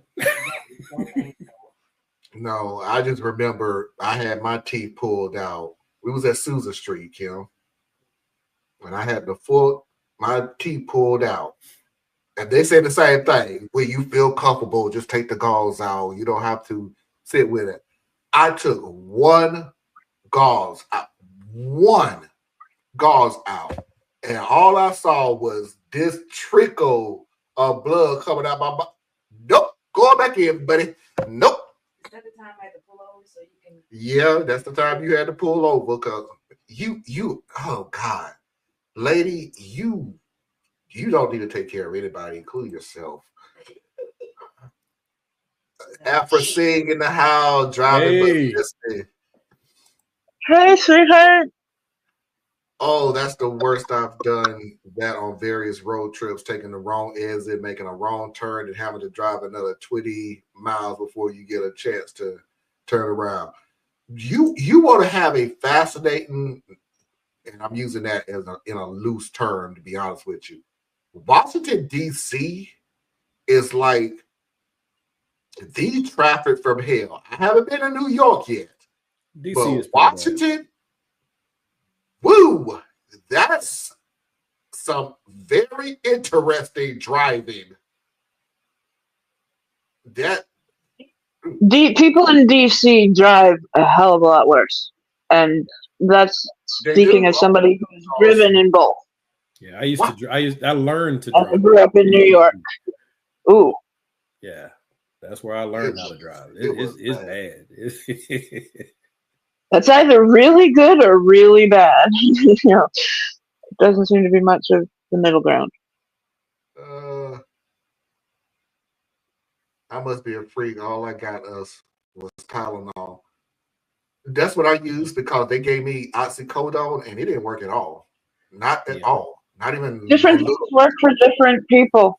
Yeah, I just got, remember, I just had this tooth pulled. Yeah. Well, it's this tooth. I just had this tooth pulled a month ago or so. Yeah. And yeah, I was like, y'all need to give me something. Well, when I sat down, first of all, I was like, yo, y'all need to give me whatever shots y'all got to do. I don't need to feel nothing, because my experience with the dentist historically has been they never give me the painkillers like they give other people.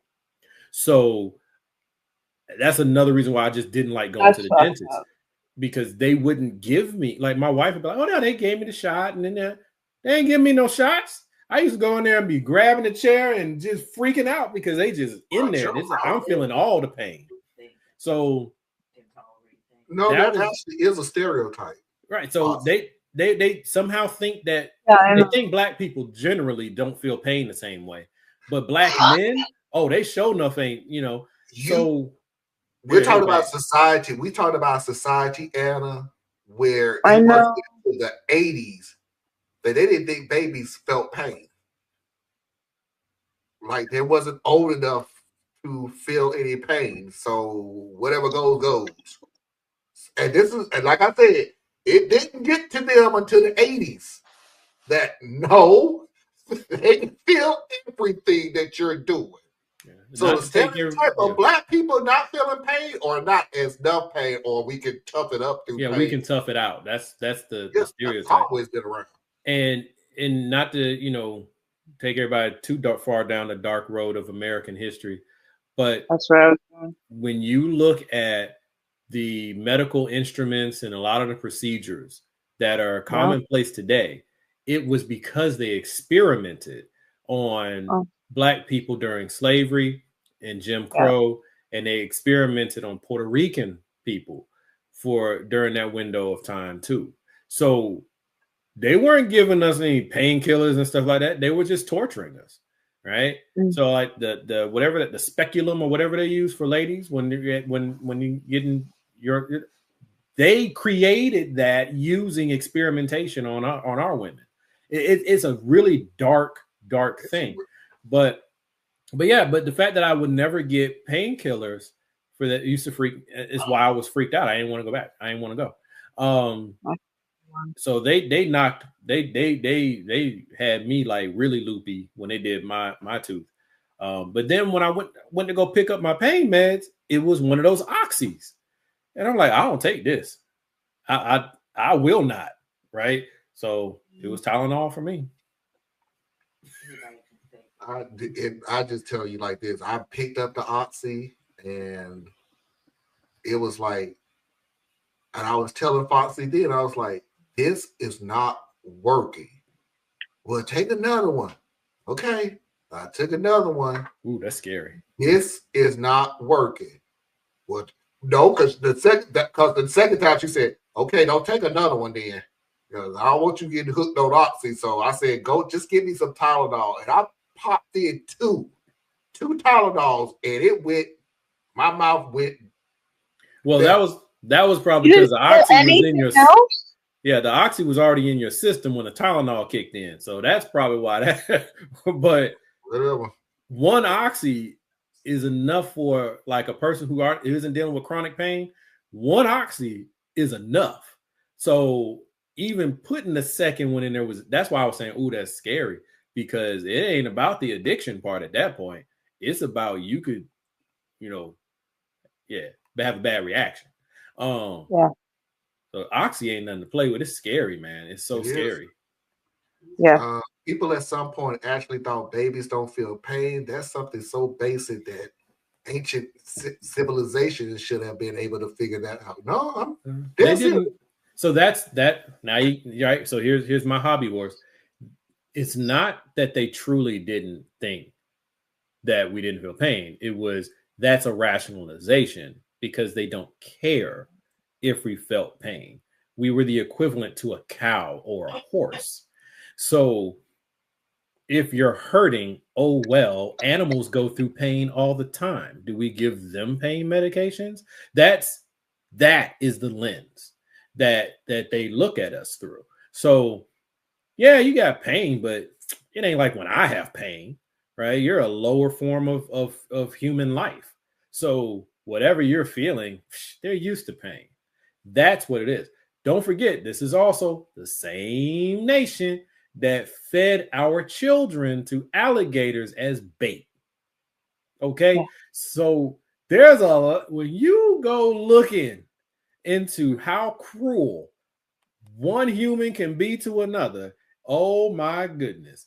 And America was good at it. And if you want to talk about the whole baby situation, I'll piggyback off you, Theas. It may have been the fact that they said babies don't feel pain. It may also have been they rationalized it that way. Because it could have been as plain and simple as, oh, it's a baby. They looked at it as it's documented. They looked at it as it's just a baby, like you would say it's just a kitten or it's just a puppy, right? They'll make more. Because remember, we were bred, right? It wasn't that we fell in love with another slave and had a family. That could happen, but we were also bred. He's a big one. Send him in there with her. She's going to get pregnant, right? We were livestock, okay? And it's also documented they used our children as bait because the gators were more susceptible to the tender meat of a baby, because a baby's going to cry, which is attractive to a predator, and it's tender. So they were using the baby like you would like hang a worm for a fish. It's twisted, and I'm not making this stuff up. It is documented. It's documented. All right. Remember, we're also talking about the same country. This is within the last 10 years where they were sitting there trying to intentionally, last 5 years or so, intentionally trying to maim and drown immigrant women that were pregnant as they try to get into the country. So the cruelty, y'all, it is not in the past. It is in the blood, right? This is passed on. And these are the books that they're trying to get rid of. This is the past. I'll never forget my famous rant, even if it's famous to me. You reap the rewards of everything you do, and then you try to hide it. Yeah, I mean, hey. That's what pisses me off the most. Yeah, and then so it's not like you. So it's not like you don't know it's bad, but you just don't want to share it anymore because it's not important history to tell little Timmy about the bullshit that you have done, because you don't want little Timmy to look at you like y'all was really fucked up during that time. It's Mom actually, and dad, granddad, grandma, great grandma, and everything else that had you sitting on my lap and pat me on my head and saying you're a good little boy. Meanwhile, as you put me to bed, now if you excuse me, I'm gonna go to a picnic. If anybody does not know what a picnic really was, go look that history up and find out exactly how that word became the word. No, absolutely. But the other thing that, and I use this just because I think it's valuable to use some context, because you have to know what you're up against. Sometimes the racism is an offshoot or a symptom type thing. It's not the actual core of the issue, right? So they want to hide the history, not because of us getting angry, whatever. They know how to deal with that. And not because it's going to hurt little Johnny's feelings per se. It's because there are things that you have to do to maintain a particular power structure. And there are a certain vanguard group, the true warriors and custodians of the culture, that do all these horrible, dark things, but they do it so that the rest of the group can benefit from it, and the rest of the group signs off on it because they themselves are not having to do it, right? So the things that MAGA is like, yeah, go get the immigrants, and go. Most of the people saying that would never in their lives want to hurt an immigrant personally. But they will co-sign for their vanguard to go do those things, right? Because then they didn't do it, but they get the benefit of it. And the vanguard is willing to do it, even at personal sacrifice, so that the rest can benefit from it. So when they're trying to hide history and do all these different things, it is not about you being Black. It is not about you being Latino or brown. It is about them being white and custodians of a particular culture. So they look at it and they say, Johnny can't read this. Johnny can't be exposed to this by representatives of the group, right? Like, they don't want Johnny to hear about American history from Black people, right? Because he's going to get messaging that they might not be as able to counter program or guide him through. So it's really that Johnny's not ready, because one day Johnny has to become the custodian of this thing. And in order for him to be custodian of this thing, he has to be deluded into seeing life a particular way. Right? He has to be able to have the blinders in the right places. He needs to have the devotion to the certain thing. That's why it's very common to hear, because conservatives say you're liberal while you're young, you're conservative when you're older. When you have a family, now you could be the most liberal white man you want to be, and you're like between age 20 and 30. But this system, the air you breathe, the water you swim in, everything about this system is preparing you so that when you are 35 and you have a 10-year-old child and you have a house and you have a career and you have a wife, all those liberal leanings you had, all that progressiveness that you had, now has to contend with what does it take to continue to provide for these people I love, right?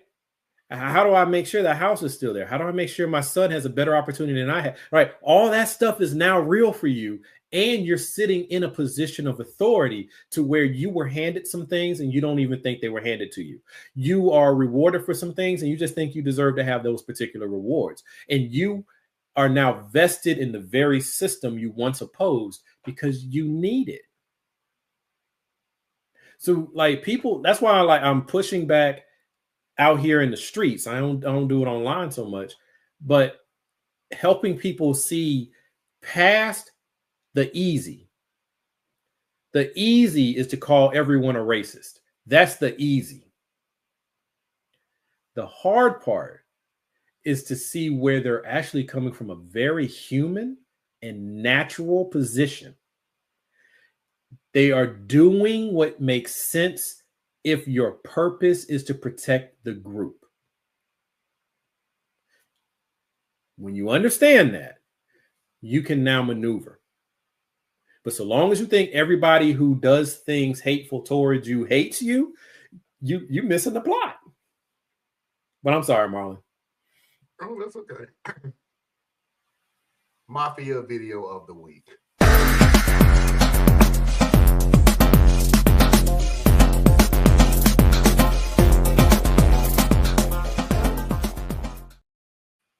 This is the freaking video I done had on my file for 3 years. I have no idea why I haven't played it yet. It's just been sitting there. And every time I discover it again, Christmas is already done come and gone. So it's like, well, stupid enough to play it now. So anyway, let's look at Beyonce. I just love Christmas time. And one of my favorite things about the holidays is the Christmas music.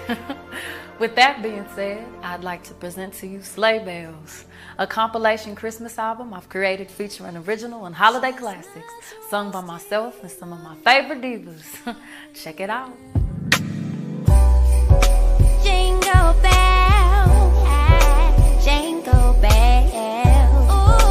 Oh, what fun it is to ride a one-horse sleigh. Jingle, jingle, jingle bells.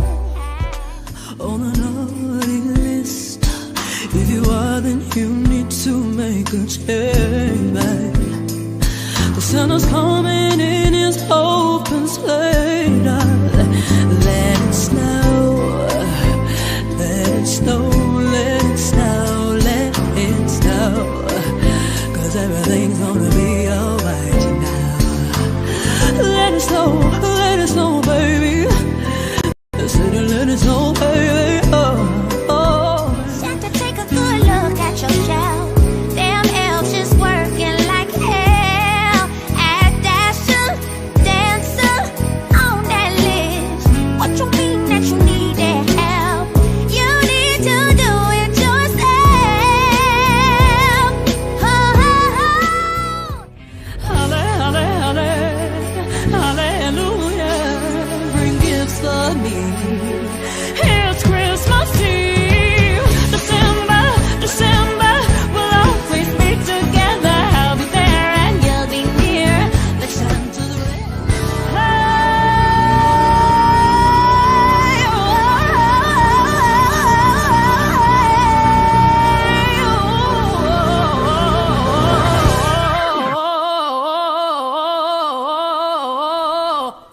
she eventually gets to the lyrics.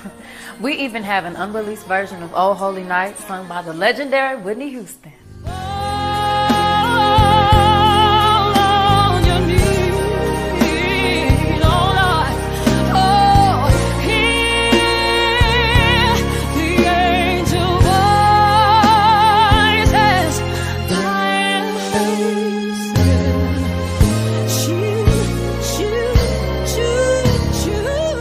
I'm so excited to share this album with you, and I'll release it as a visual album digitally at some point this year or within the next 5 years with little to no warning. And you'll all buy it. Yay! O'er the fields we go, laughing all the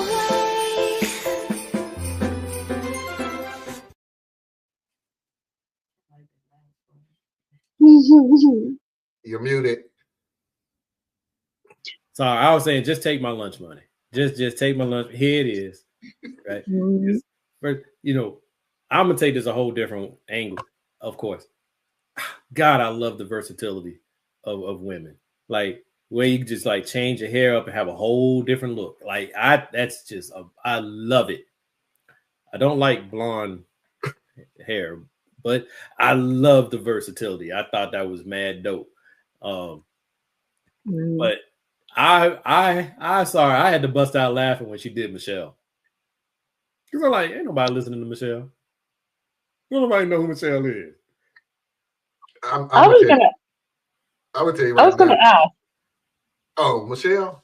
I can't remember a song, but she sounds just like her. I just can't remember the song. It did sound like Michelle because I think Michelle tried to put out an album. Are you talking Destiny's Child, Michelle? Yes, that Michelle. You only here because we needed a third person, and I was going to prove to the two who left that I could use anybody and still make it big. I'm sorry. Aguilera. Yeah, that was funny. If that is not funny because it's so true, like, I'm sorry. Can you get to the lyrics, please? We got it. You're a great singer. We got it. Hit roll. Can you get to the lyrics? And she'll get to the lyrics. She'll sing some of the lyrics. And then she'll go right back to them rolling notes again. I'm like, unfortunately, a lot of young blonde pop stars do that. They roll to their notes. and it's fine for a few. No, it is fine, but Beyonce made a career. It is not fine if you can't hit your note. Beyonce made Christina a career Aguilera. Yes, she did. On these songs, just yodeling. Christina Aguilera can hit the notes. Beyonce can hit the notes. I don't know about that one. Yeah, I thought that too. As I was saying it, she can hit the notes that she sings. Put it that way. And what I'm talking about, rolling up to a note, is because they don't hit their pitch, and that's what I have. I have a lot of problems with that. You see, you have an ear for music and an actual musical talent. So to me, I can't tell. To me, it's like, oh, look, will you please just let go and move on? Like, why are you yodeling? Stop it. Right? But with me, like it physically hurts my ears when they don't get it on the right note. Because you have to know, me and you, Anna, we have musical talent. We've done it in the past. One thing that you got to understand about rolling your notes is you need to know what the next note is. Like, you just can't put a note behind a note and think it's going to sound good. If not, you cannot do that. You sound like an idiot. I can't hear it. Do that. I can't hear it. My daughter's in band and she can hear. She hears things I do not hear. Like, she's like, oh, Tracy, that was terrible, I'm not going to ignore it. I just got to go find it because I accidentally did open up your email. Accidentally? No. No, Peyton's accident, because I try not to open up emails that I know I have to look at again. That I am going to use, and once I open it, I forget that it's there. Yes, Tracy, we heard that too. You don't just flag it? Like you know that there are ways that you can mark it. Yeah, well.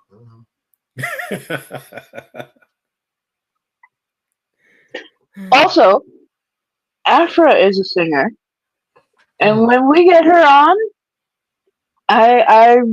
Afra, I would love for you to mention or send me like a link of one of your songs that we can play up here. Well, my executive producer would do what they, not saying he or she, do what they said they was going to do, we would be halfway into this now, but I have not heard one word. For those who are confused, I'm not the executive producer that he's talking about. Yeah. It's Omar, and he's talking about needing to hear from Afra. I can help you with that, Afra, if you need. Just because I know her personally, she's very busy. Female humans are called women. I don't know where that was coming from, but I agree with you, Afra, because one thing I cannot stand is when guys overuse the term female. Like, you sound like a complete idiot to me when a guy's like, well, you know, the females, the females. I'm like, sir. That's weird. Woman or women or lady, they work very well. It does sound insulting. Yeah, it does sound very insulting. Yeah, and I don't even know if they intend to be, because they're basically intentionally not using the right word, like female, like. I get annoyed when somebody starts repeating the same word often in conversation or on a show, and that would drive me nuts. I have to watch myself when I text everyone, message everyone, and start off with, "Hey guys, I sent you all such and such, and I'm like, that's not a guy, so don't say, hey guys, because I don't want that whole intention to be the guys. No, so that's why I say, hey y'all, because I'm country and I'm not changing. I like hey y'all. Hey y'all. Like hey y'all. I don't mind though. Guys is, for me, it doesn't get naturally just only tacked on to men. Guys has always been the group for me.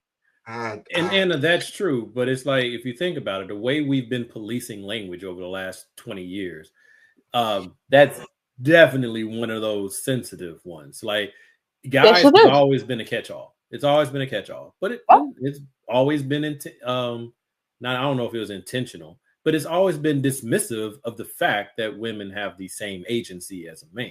Yeah, and that's what bothers me. Yeah. That's what bothers me so much. It's like, I'm dismissive of there is a female in our group. And I do not want that to, I know I just said female, but there is a woman in our group, and I do not want to make that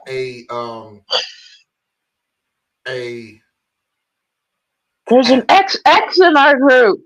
Yeah, but the great thing about it, though, Marlon, is you're talking about a small group, which is the three of us. So if she does not and I was the same as an issue, then it's not. Right. But I feel you. I'm with you. I am going to work on that in 2025. Really? Woo. 2025. 2 weeks, man. 3 weeks. Woo. About 3 weeks. Yeah. I'm working on that in 2025 because it's something Thea said. It'll always stick with me And Foxy been saying it for so many years. You can't control people. You can't control people. And I got to constantly keep reminding myself, no, I can't control people. So I constantly keep saying to myself, listen to what your people are saying instead of what you think they're going to say or what you think they're going to feel or what you think they're going to act on. And then I'll tell you what you said after the show. But no, that's cool. It did stick to me so. I'm just glad that it worked in unison with what Foxy's been saying. So that means I'm right. That's great. 99.999. But the other word though, Marlon, is when people put an S on the word women, or they misuse. Okay, you're just stupid. Then the tense of woman. Like you, it used to be. If you're reading something online and they're using the wrong tense of woman, for example, or something like that, you would say, "Oh, this is a scammer, right? This is." A Russian bot or a Russian agent or someone in Africa who's trying to scam you. Like you could read these things and say, something's wrong here.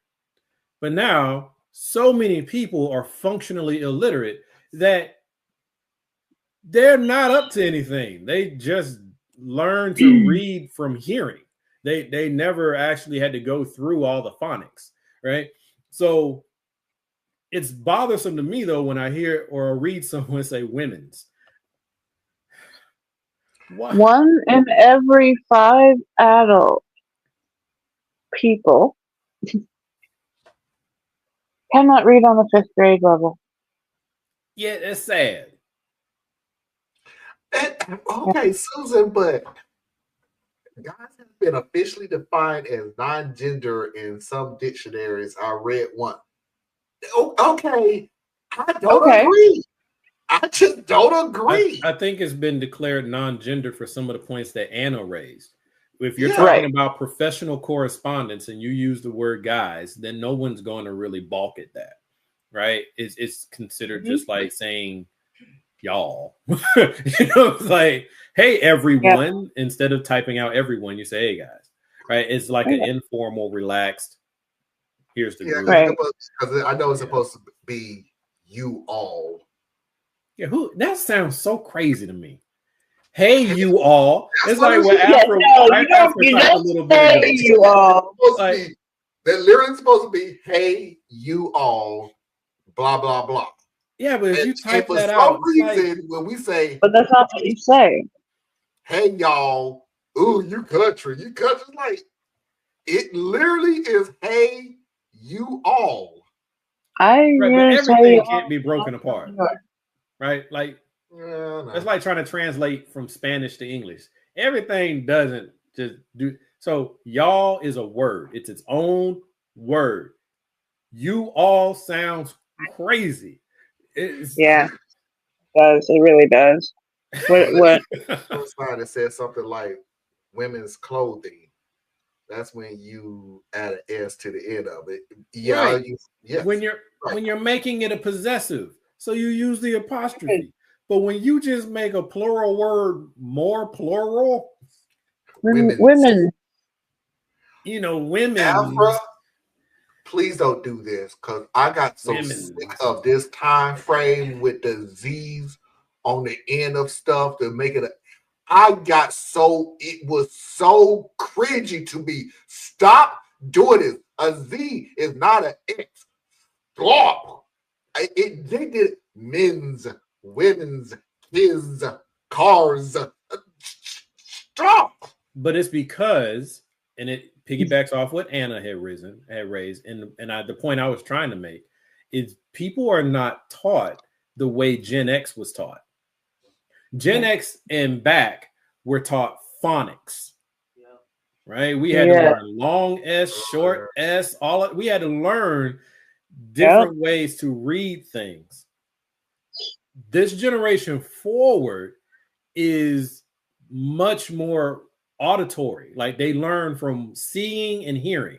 So I remember when my middle child was in like second grade. I want to say it was second grade, because third grade they start like holding you accountable to like your scoring and all that.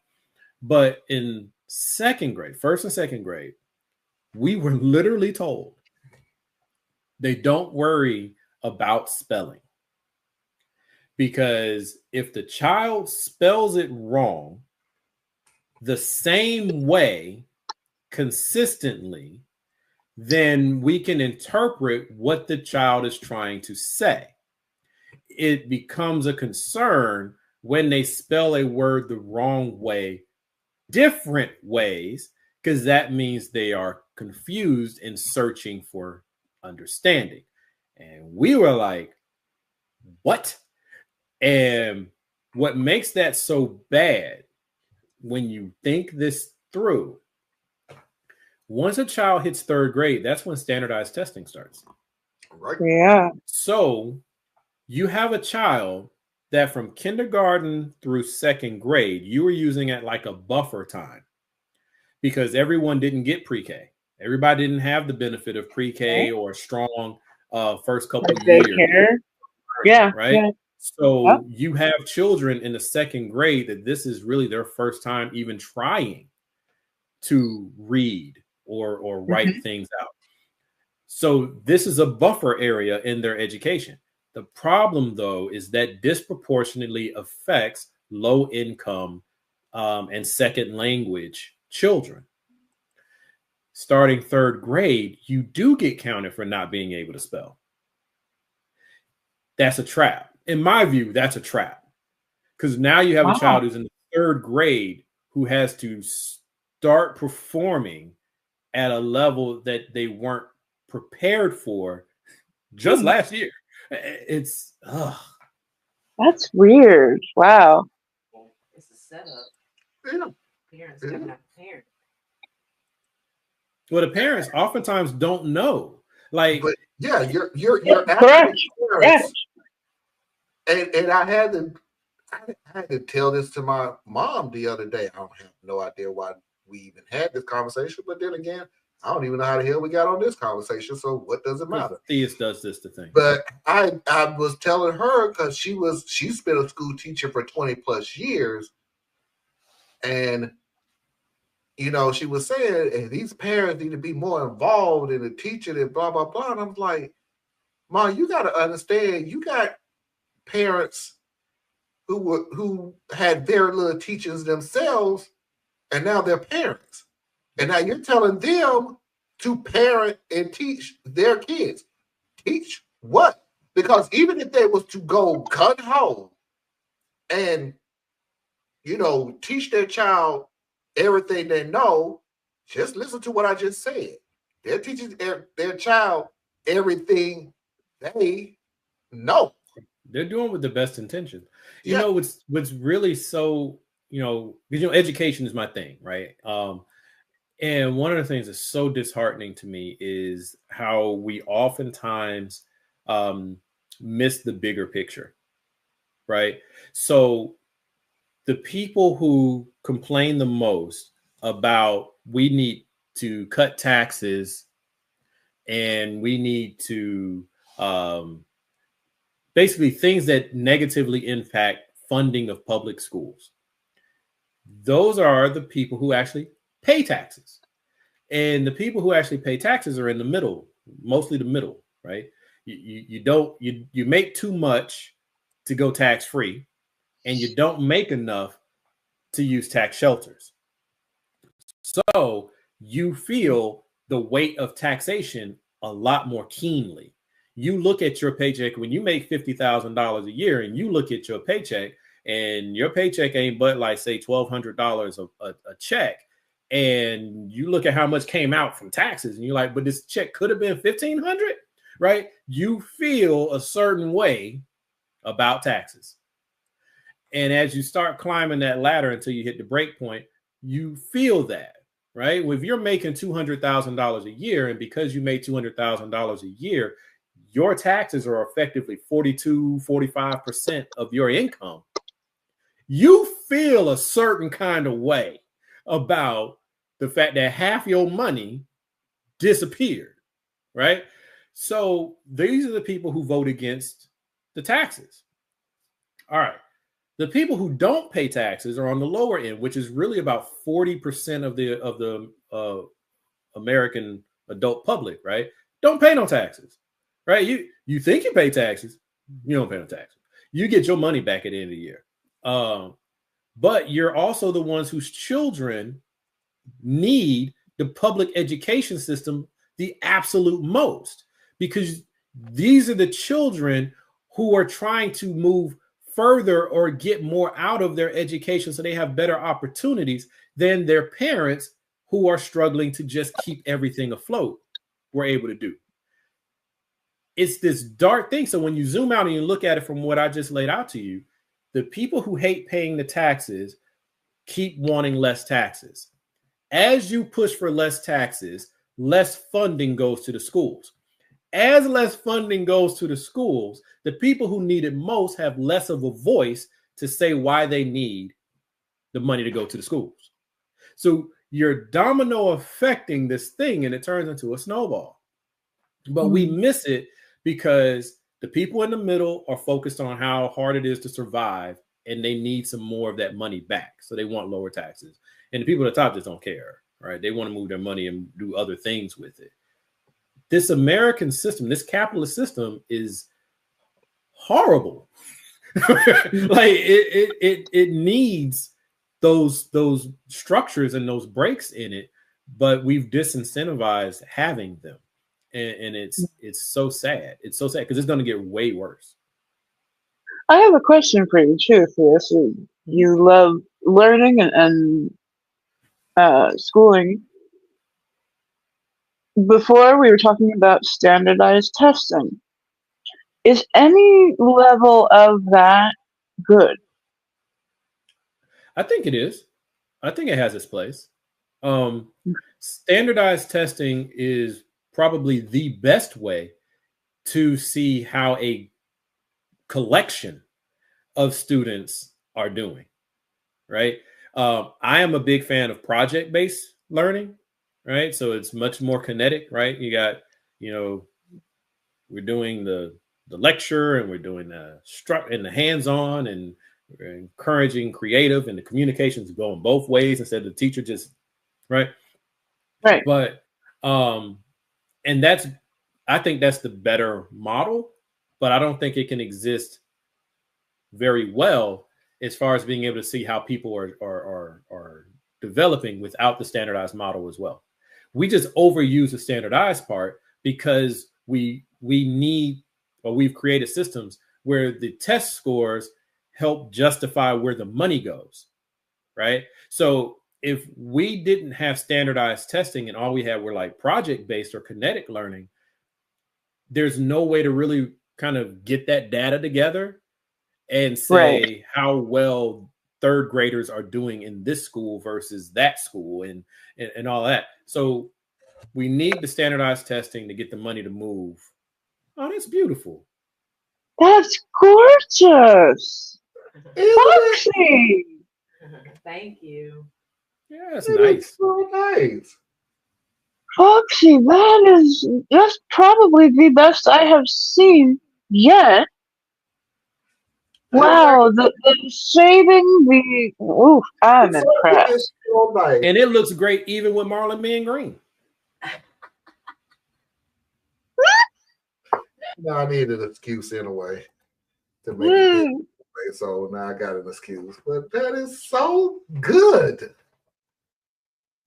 Oh, I didn't even notice the green down below. Oh, Foxy, that's wonderful. So that's it. Thanks, y'all. I've been practicing. That is so you good. have. This literally is my favorite one right now. So you remember where I started, right? I'm going to put it on my side because I'm keeping that one because she has a tendency of, okay, I'm going to erase that one, even though she has like 50,000 canvases that she can use. Yeah, Mom That's bought me some part of being an artist. Some paints. I bought her some canvases and some paint so she can pre-Christmas gift. That really is beautiful. Looks 3D. It is. Doesn't it? Yeah, it's very good. The shading and the depth of it is really awesome. It's really, really nice. the amount that you have improved in such a short time, I would have to actually push back on something said earlier. You know, you were like, no, I work on our marriage, not on your art. Yes, you do. You work on your art too, and it shows. Well done.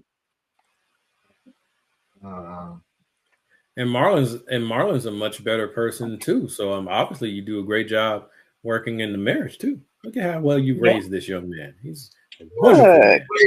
I'm sorry. What? Is it a plate? It's a wooden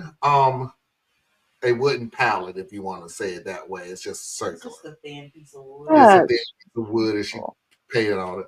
I'm keeping this one, because I never finished my sentence. She has the habit of going, okay, let me go ahead and paint over this with black and everything else, and paint something else. And I'm like, oh, no, I'm keeping Marlon, that's part of being an artist, bro. Yeah. It is. Well, but like how many videos have you made and left on the cutting room floor? None. Oh, that's right, because you do live. Never mind. Yeah. If you were recording stuff, you would see you'd have a lot of partial videos and stuff that you started editing, and like, never mind, I don't like this no more. Like, Foxy, do some glass painting. That would be so cool. Glass painting? Oh, yeah, because when the light shines through, it's very different, depending on the glass. And if it's like on curved glass and stuff like that, it's a different like type of experience, I guess. My grandma said that I raised my husband and children. I'm done. She raised me now. Marlon, I'm sorry. I did it just to like get a rise out of you, but I get you. You succeeded. Foxy's videos of the week.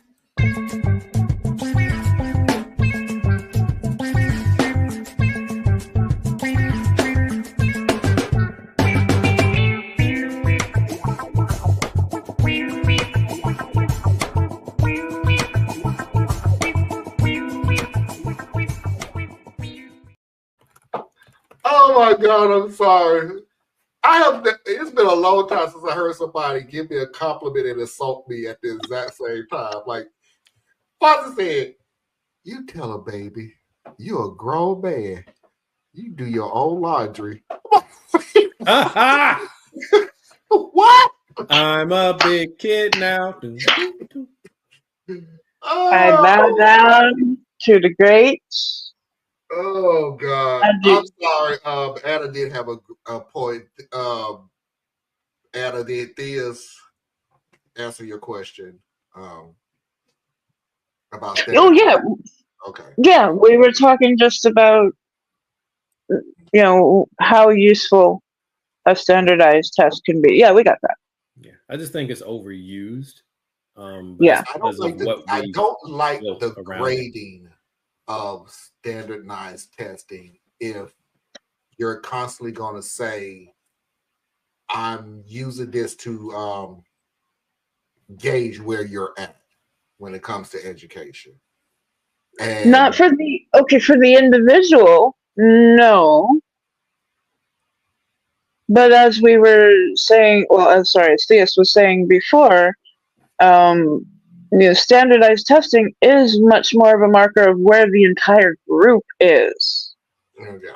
Okay. And it also plays a role in where you are as an individual, right? So it does. Because it's like, hey, I'm going to ask everybody the same questions. Now, how have you progressed from when we did this same test? You know, the way we did it as when we were younger was you'd have a quiz and then you'd have a test, right? And you could look at the quiz and look at the test and see if the person has improved over the last 2 or 3 days between those two events. And then you could take a standardized test, which we would only do, I think, maybe twice a year. And you can now look at that and say, hey, is this student better or stable or worse, right? And I think that's really useful because when you're a teacher, you got 30 plus kids nowadays. You need to be able to look at trend lines, right? But it's so overused that almost every test has become standardized, and Yes. that robs the child from development. Like they're not growing, right? The kids who are already Even strong the learners. essay questions. Yeah, even the essay questions, that's where I used to shine.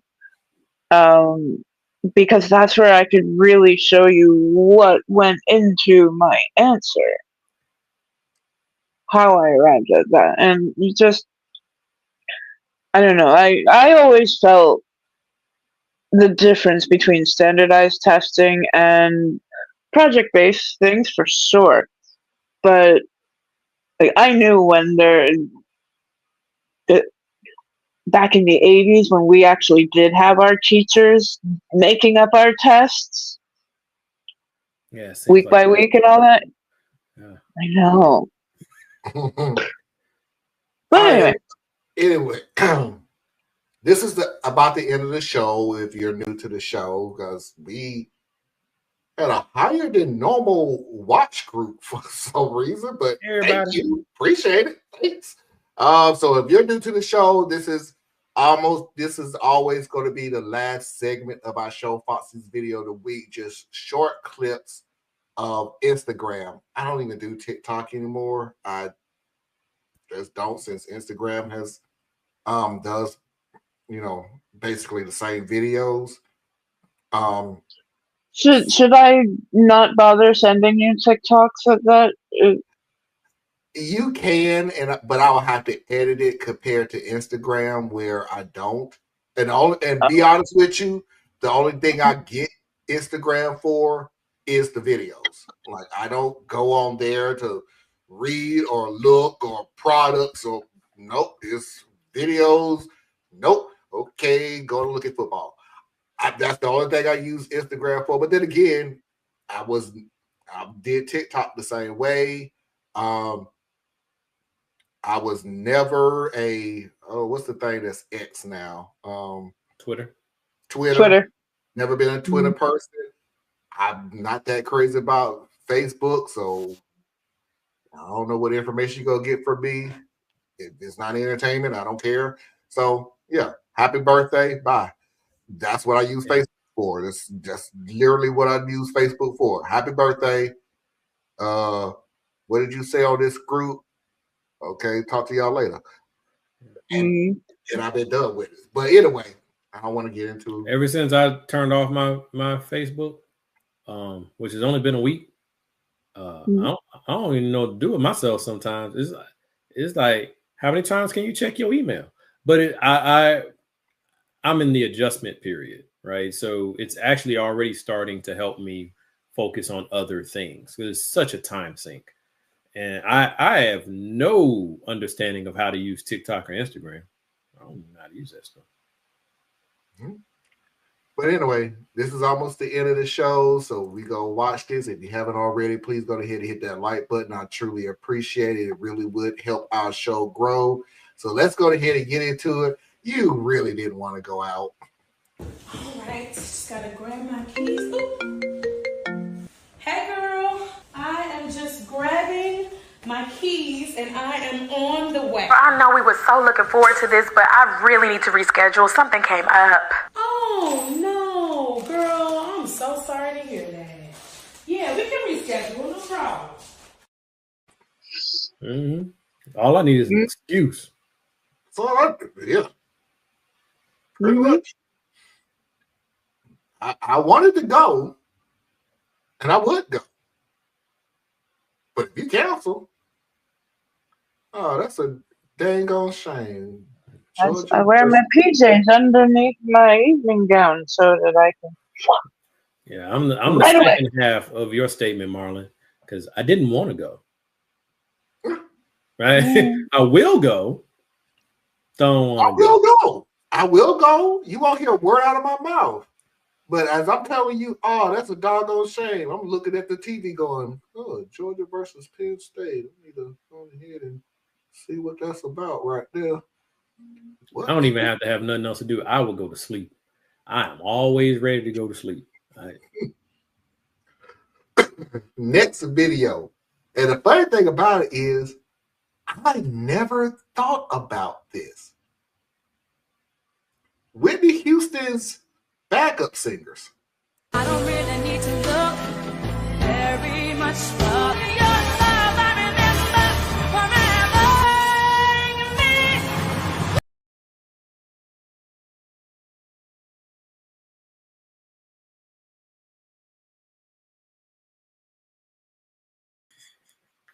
Hey, Whitney, I wasn't the biggest Whitney fan, but you could not knock the fact that this lady would walk in cold, go straight to the booth, one shot, and give you some of the most amazing, pure vocals, and then go home. Yeah. Like, that had to be the easiest. The backup singer for Whitney Houston.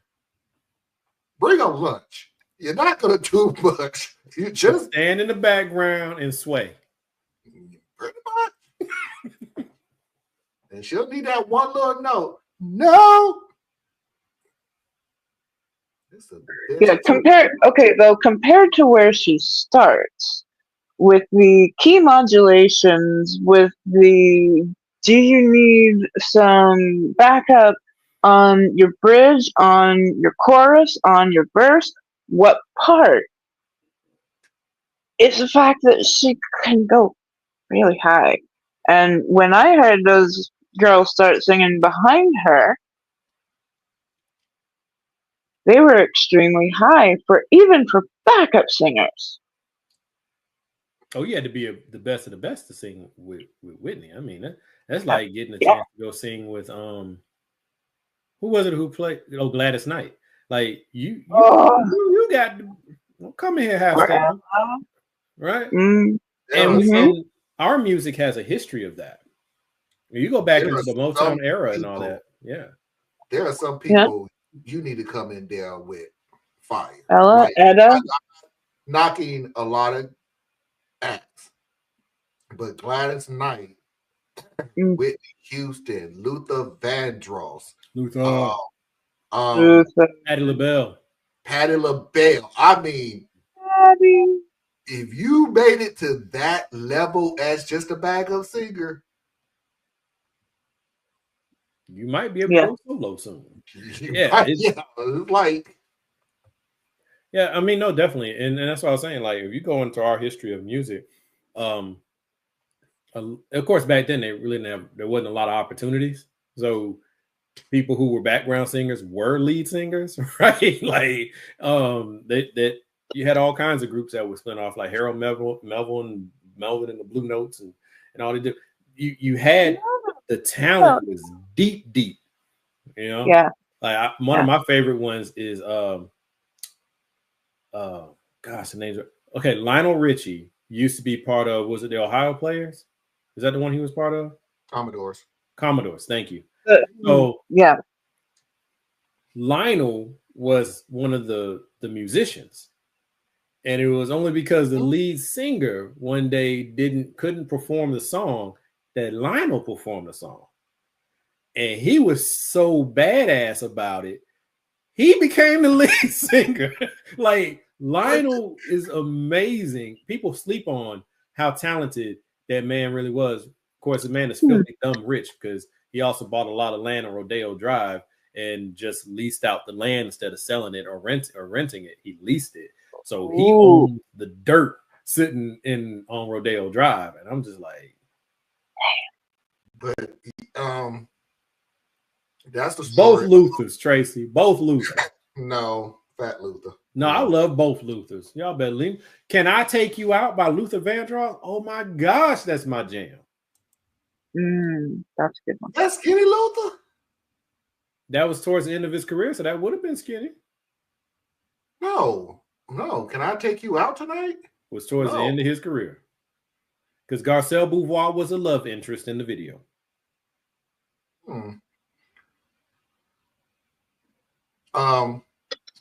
El DeBarge.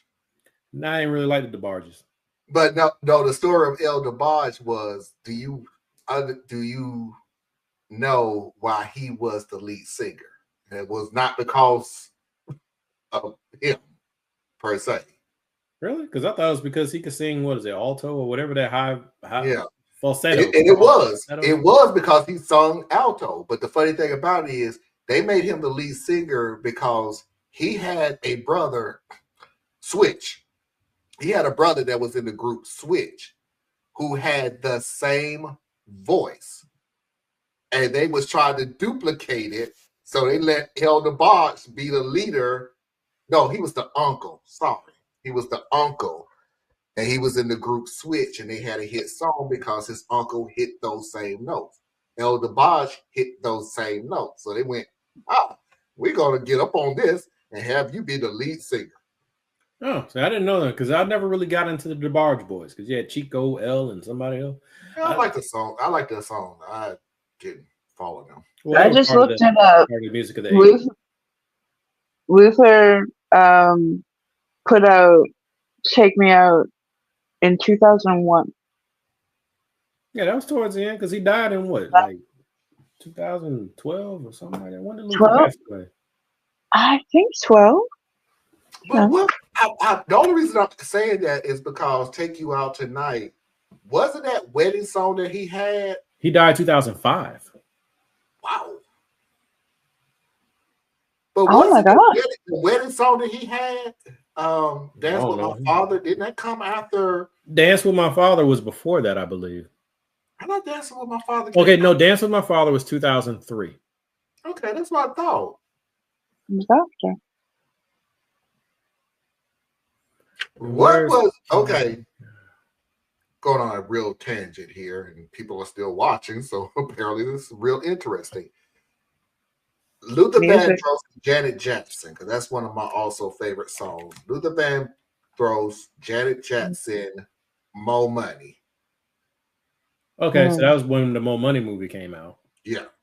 But "Take You Out" was 2001. Okay. All right. "Dance with My Father" was 2003. Other songs that usually stick out to us is like "A House Is Not a Home," but that's going back to 81. Yeah, that's. I thought it was much more current than that. That's yeah. "Here and Now," I don't think that's the one you're talking about. "Best Things in Life Are Free." Yeah. It doesn't show me the year because the title is so long. 92. 92. I was just gonna say. Wow. Back when Stacey Dash was the good version of Stacey Dash. You're not lying. I miss Stacey. It's a shame. Lead singers in black groups don't dare get sick or be late to get good. God. Better not. Better not. What you do? His brother crashed out. I'll let y'all look up the history of all of the Bodges. Like, have fun with that. I'm not even gonna bring that up on the show. All of them, and I include the women in the group too. All of them. Bobby, yep. Bobby and L were brothers. Okay, I thought that was his uncle. That they were brothers. Okay, but L sounded like Bobby, and that's what made him the lead singer of the Bodge. So if somebody is unfamiliar with that group, family group, what song would you recommend that they start with? With the Bodge? Oh God. Hold on. Nobody said something. I can't tell you nothing because I don't know nothing about it. I just know that they were popular in the 80s. Something of the Night was the first time we heard of the Bodge. Well, I like it. That's I like to see. Yeah. I like it was second. What was first? I like it was their second hit. So they got All This Love. I don't remember that song. Something in the night. I don't know. It doesn't. The night. That doesn't. Because it was a video. Because it was Rhythm of the Night. Rhythm of the Night. Thank you. We're talking about a time, Anna, where videos, a lot of videos was connected to a lot of movies. And Rhythm of the Night, I go walking in my sleep to the.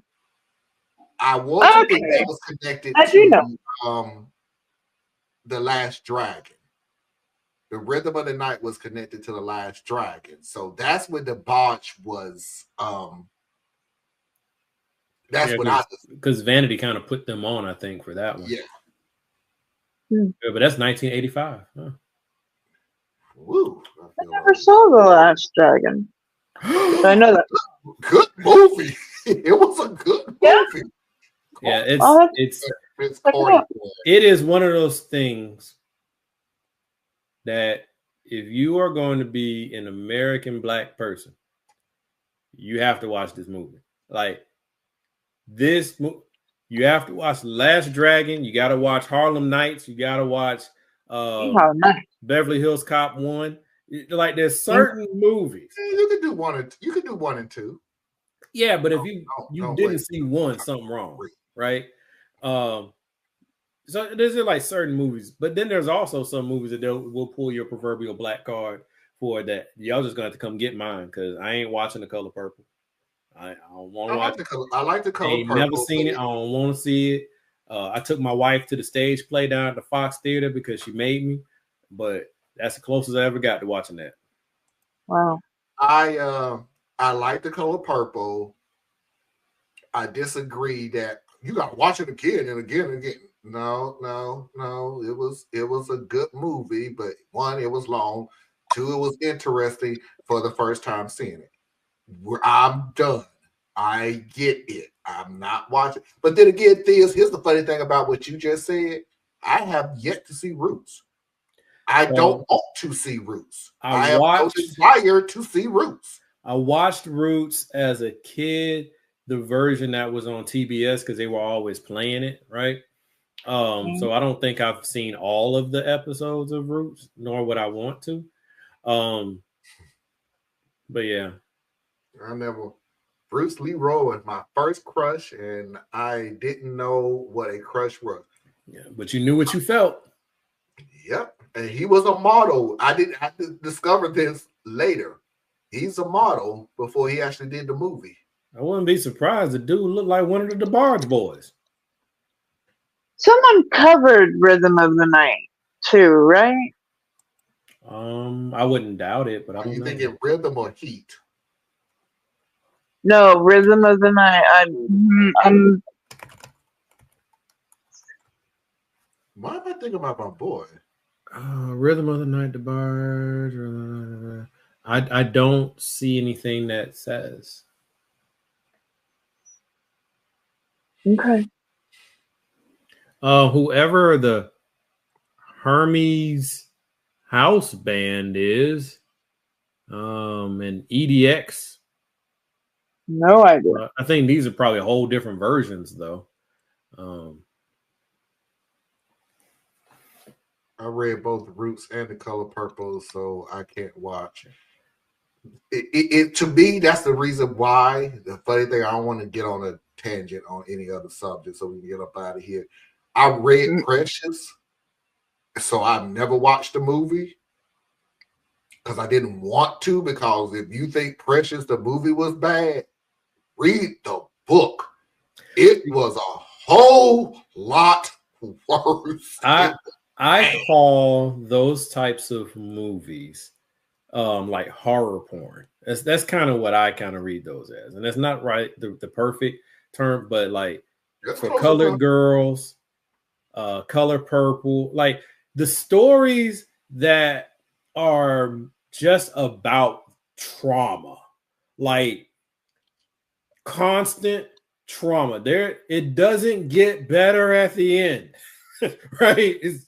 You're just taking a trip through the darkness. Like, well, Color Purple got better by the end. It's just like it was bad enough that I wasn't gonna watch it. But that's how I felt about Roots, though. It's like I get what you're saying is a generational growth of a black generation. It's like, yeah, but you started with slavery. I have no desire to see this. I feel you, but here's here's what I would say to some of that. So, my reason for not watching movies like Color Purple and Precious and things like that is one, because they're so dark to me. But then also I have a super high, like an irrational level of I don't know the right word. The only word that comes to my mind is trepidation, but I have an irrational aversion to domestic violence. So I can't, like, I'm not emotionally in control enough to deal with domestic violence, right? So a movie that is centered on, like, the Tina Turner story, things like that, if I know going in that is going to have that type of abuse in the storyline, like, it's actually a part of the story. It's not just something that happened in the story. It's part of the story. It's part of the story. I'm not emotionally mature enough to navigate that space very well. Like, I will be affected. Kind of like, I remember the first time, well, the only time I watched Higher Learning. That was a movie that, thank goodness, I watched it like 2:00 in the morning in my dorm room. Because my emotional maturity, even at this age, I can't handle it. It creates too much rage in me. It does. And I will almost certainly act out upon it on an innocent person, because that's it really just messes with everything emotionally, mentally. It's just that charged for me. So I stay away from those things. But I could watch something like Roots, and what it would do to me, or it has done to me to the limited things, because I'm not all that big into that series. Now I want to go learn something. Right? I want to learn about Chicken George, or I want to learn about Kunta Kinte, right? It'll lead me to want to go learn about these figures. But the story itself, I'm not getting much out of it, because it's sensationalized for TV. So it's not really as educational as people try to portray it to be, right? If you can't get the other knowledge, then at least you get that knowledge. And there was a middle ground when it was gangster movies for a while. Boys in the Hood.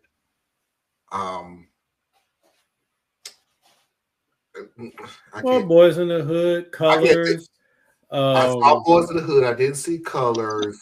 You got the one with Nino Brown. What was that one? Oh, jeez. I used to love that movie. That's still one of my classic was. Boys in the Hood. I think I stopped at Dead Colors, so I never saw New Jack City. That was one of my favorites. I never saw Menace to Society, because I think I was burned out from that point. It was I didn't really like it, but I saw it. I get it. But do me a favor while I go to the next video, Theas. Wait. Just for the record, because I went looking this up. This started bothering me. I have not heard Rhythm of the Night yet, because my head went right into the River of Dreams by Billy Joel, because it starts with those words. And I was like, but you guys are not remembering a cover by, like, that's, so yeah, something was wrong. I want you to skip Rhythm of the Night. Don't worry about that. I don't really know nothing about Billy Joel. I know I listened to his music, but I didn't know who he was. Go to the soundtrack of the last track. Okay, all right. It was a phenomenal soundtrack. It was a really good soundtrack. Yeah. Well, okay. Thank you. Gentle parenting. Parenting do not work on dogs either. Deuce, can you get out the kitchen, please? Get your ass out the goddamn. So, couple things. Hey, dog owners, I love dogs. I want a dog so bad, it's crazy. I love dogs. That's not your child, though. That's your dog. Correct. Love your dog like your child, but it's a dog, and you need to understand the limitations of a dog. That dog was not reacting to her words. The dog was reacting to her tone, right? So stop talking to your dog like it's a person, expecting it to process like it's a person. You're actually confusing the dog, right? Yeah. Dogs move on 2-3 word bunches because they're just trying to string it together to know what action to take.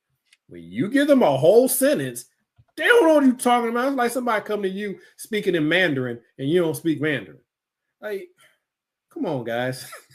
So, but yeah, the dog is reacting to her tone. I know I'll one up you there. After if I play Rhythm of the Night, it'll be copyrighted. I'm absolutely positive. I mean, we got through Mariah, so so far, and we're not monetized. I have to actually log. I actually have to log off or end the show before they send me a copyright. And it's either copyrighted, you have to erase the song, copyrighted, but the viewer will allow you to use it. So well, my thing is like we not monetized anyway. Get us some more viewers, folks. We can be monetized, and then demonetizing us matters at that point. We're over halfway there. Yeah. Keep it going, folks. Keep it going. Keep it going. Anyway, let's see how many people are triggered with this. It's not medicine. I got a headache. You want a ginger ale? Ginger ale is not medicine.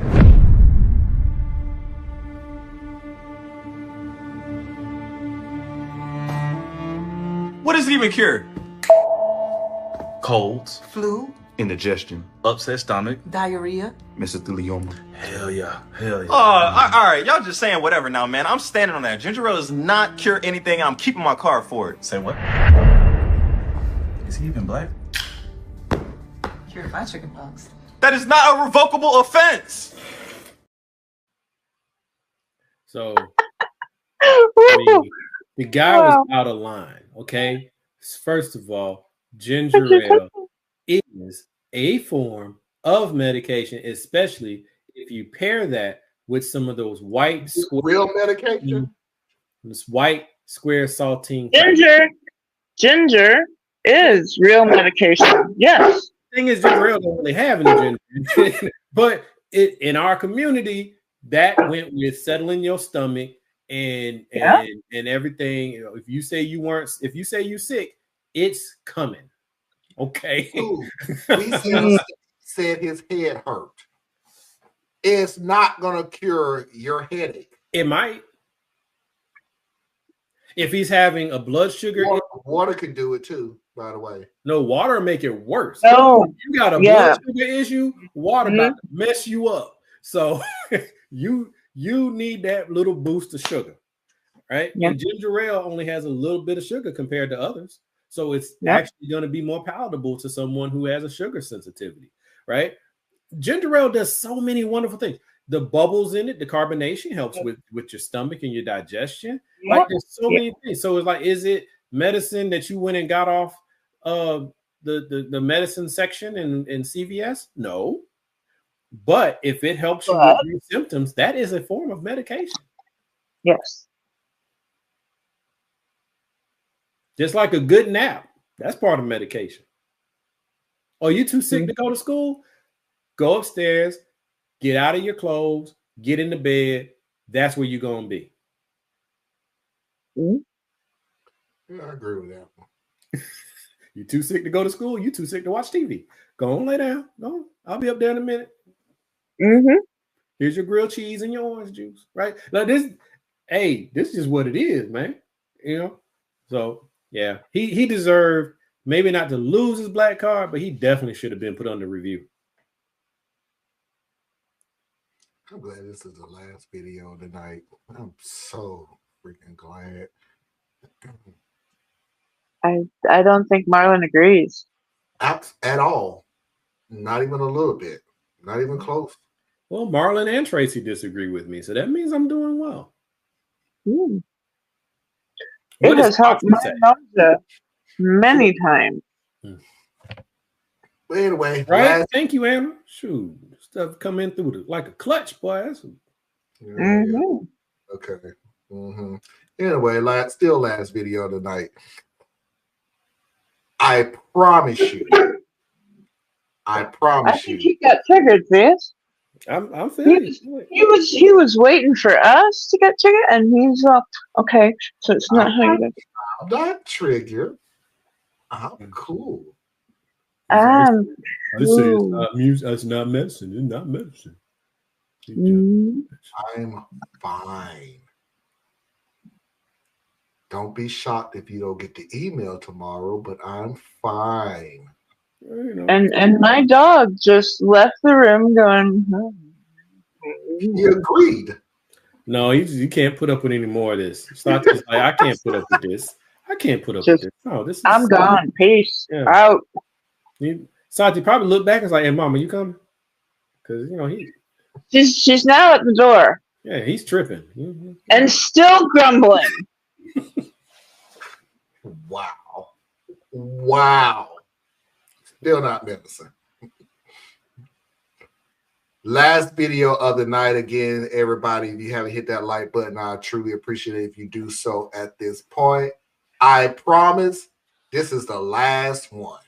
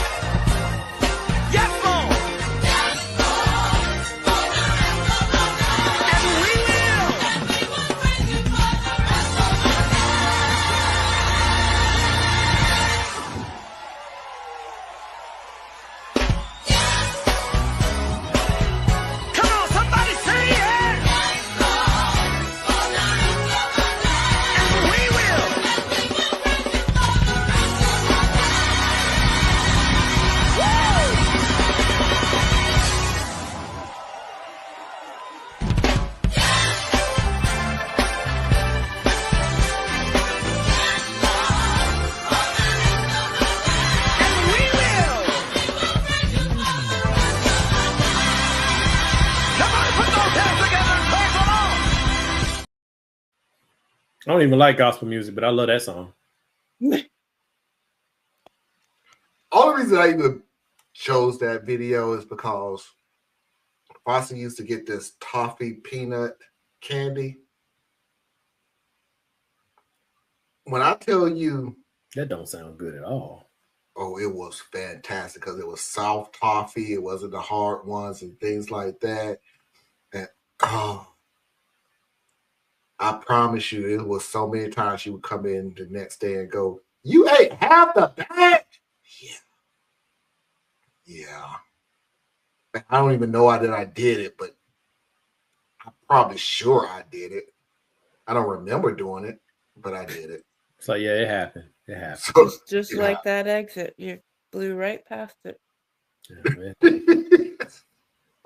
don't remember doing it, but I did it. So, but since I done did it, so I got to keep going now. I just got to keep going. You don't know how many times I have just like, okay, just another handful. That's it. Close the bag, put it on the floor beside the chair, far away from me. Yeah, but you ain't put it in the car outside, so ain't nothing stopping you from going for another one. So that's me and French fries. Really? Man, I can't get enough French fry. Only reason I don't eat French fries that much now is because of me trying to not be fat and have diabetes. So it's like I'm trying, but if you turn your back on me and see how many French fries I inhale real quick, like if you don't see me, it didn't happen. Man, I love me some French fries. Susan, popcorn too. Don't like popcorn that much. I like the taste of popcorn, but I don't like the fact that I always at some point I'm gonna have to try to fish that little sliver of the yellow. Yeah. It's getting in my gums, and I'm gonna be sitting here working on that for the next 2 days to get it out. I got popcorn downstairs with the butter. All of a sudden, they created butter that you can get at the grocery store with the butter. I don't know how long it's been sitting down there. movie popcorn. Well, that's different. That's an experience. Okay. And if you're gonna get buttered popcorn, like the microwave buttered popcorn, you gotta get the movie theater buttered popcorn. Don't just get the butter popcorn because for some reason it doesn't taste right. The salt, there's not enough salt. It's just not, the balance is way off. All right. Everybody, this is the end of our show. I appreciate everybody that's coming. I truly am shocked that we still have a high number of people watching. So thank you very much for either returning or discovering our show. If you haven't already, please hit that like button. If this is your kind of content, please subscribe too. I will truly appreciate it. Thank you very much. Anna, tell everybody where they can find you. You can find me at borreliaetc.com. And Susan, I also wanted to give out my email. It's the same beginning, borreliaetc@gmail.com. So yeah, if you ever need somebody to talk to, please reach out. Theus? Hey, y'all can find me right here. Just saying. Because other than that, I'm spending more time in these streets talking to people like face to face, flesh to flesh, and which is really pretty cool. It's like helping me get out of my comfort zone a little bit. And then I'm working full steam ahead on the new phase for our United Core. I think I said it here once before, but not doing the nonprofit just yet. I'm gonna have to pull back on that. But we're definitely moving forward on the education thing. I've had some wonderful meetings with educators and other interested parties. So I'm excited for what can be coming and will be coming. So, yeah. I used to make popcorn in movie theater as my first job. I knew what they would put in those machines. I don't want to know. My biggest issue is anytime you are counting on teenagers to provide the cleanliness. You understand there's certain risks. I'm just saying. You don't go to McDonald's and expect. Come on, y'all. This is a 16-year-old who doesn't want to do their homework or bathe. You really think you can count on how clean or food safe you're? I'm so glad I don't go to McDonald's. Just eat it. Burger thing or that popcorn machine. It's got like 8 different parts that they're supposed to clean. You know how many they're gonna clean? What they can reach? Maybe one. Maybe. The inside. Yeah. Ladies and gentlemen, boys and girls, children of all ages, non-conforming individuals, and of course, I'm assuming you're LGBTQ. I appreciate and I appreciate this. We will see you tomorrow, and until next time, we will see you when we see you. Peace.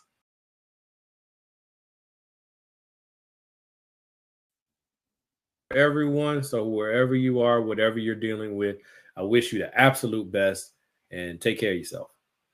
Happy holidays, everybody. We will see everybody here tomorrow at 8 p.m.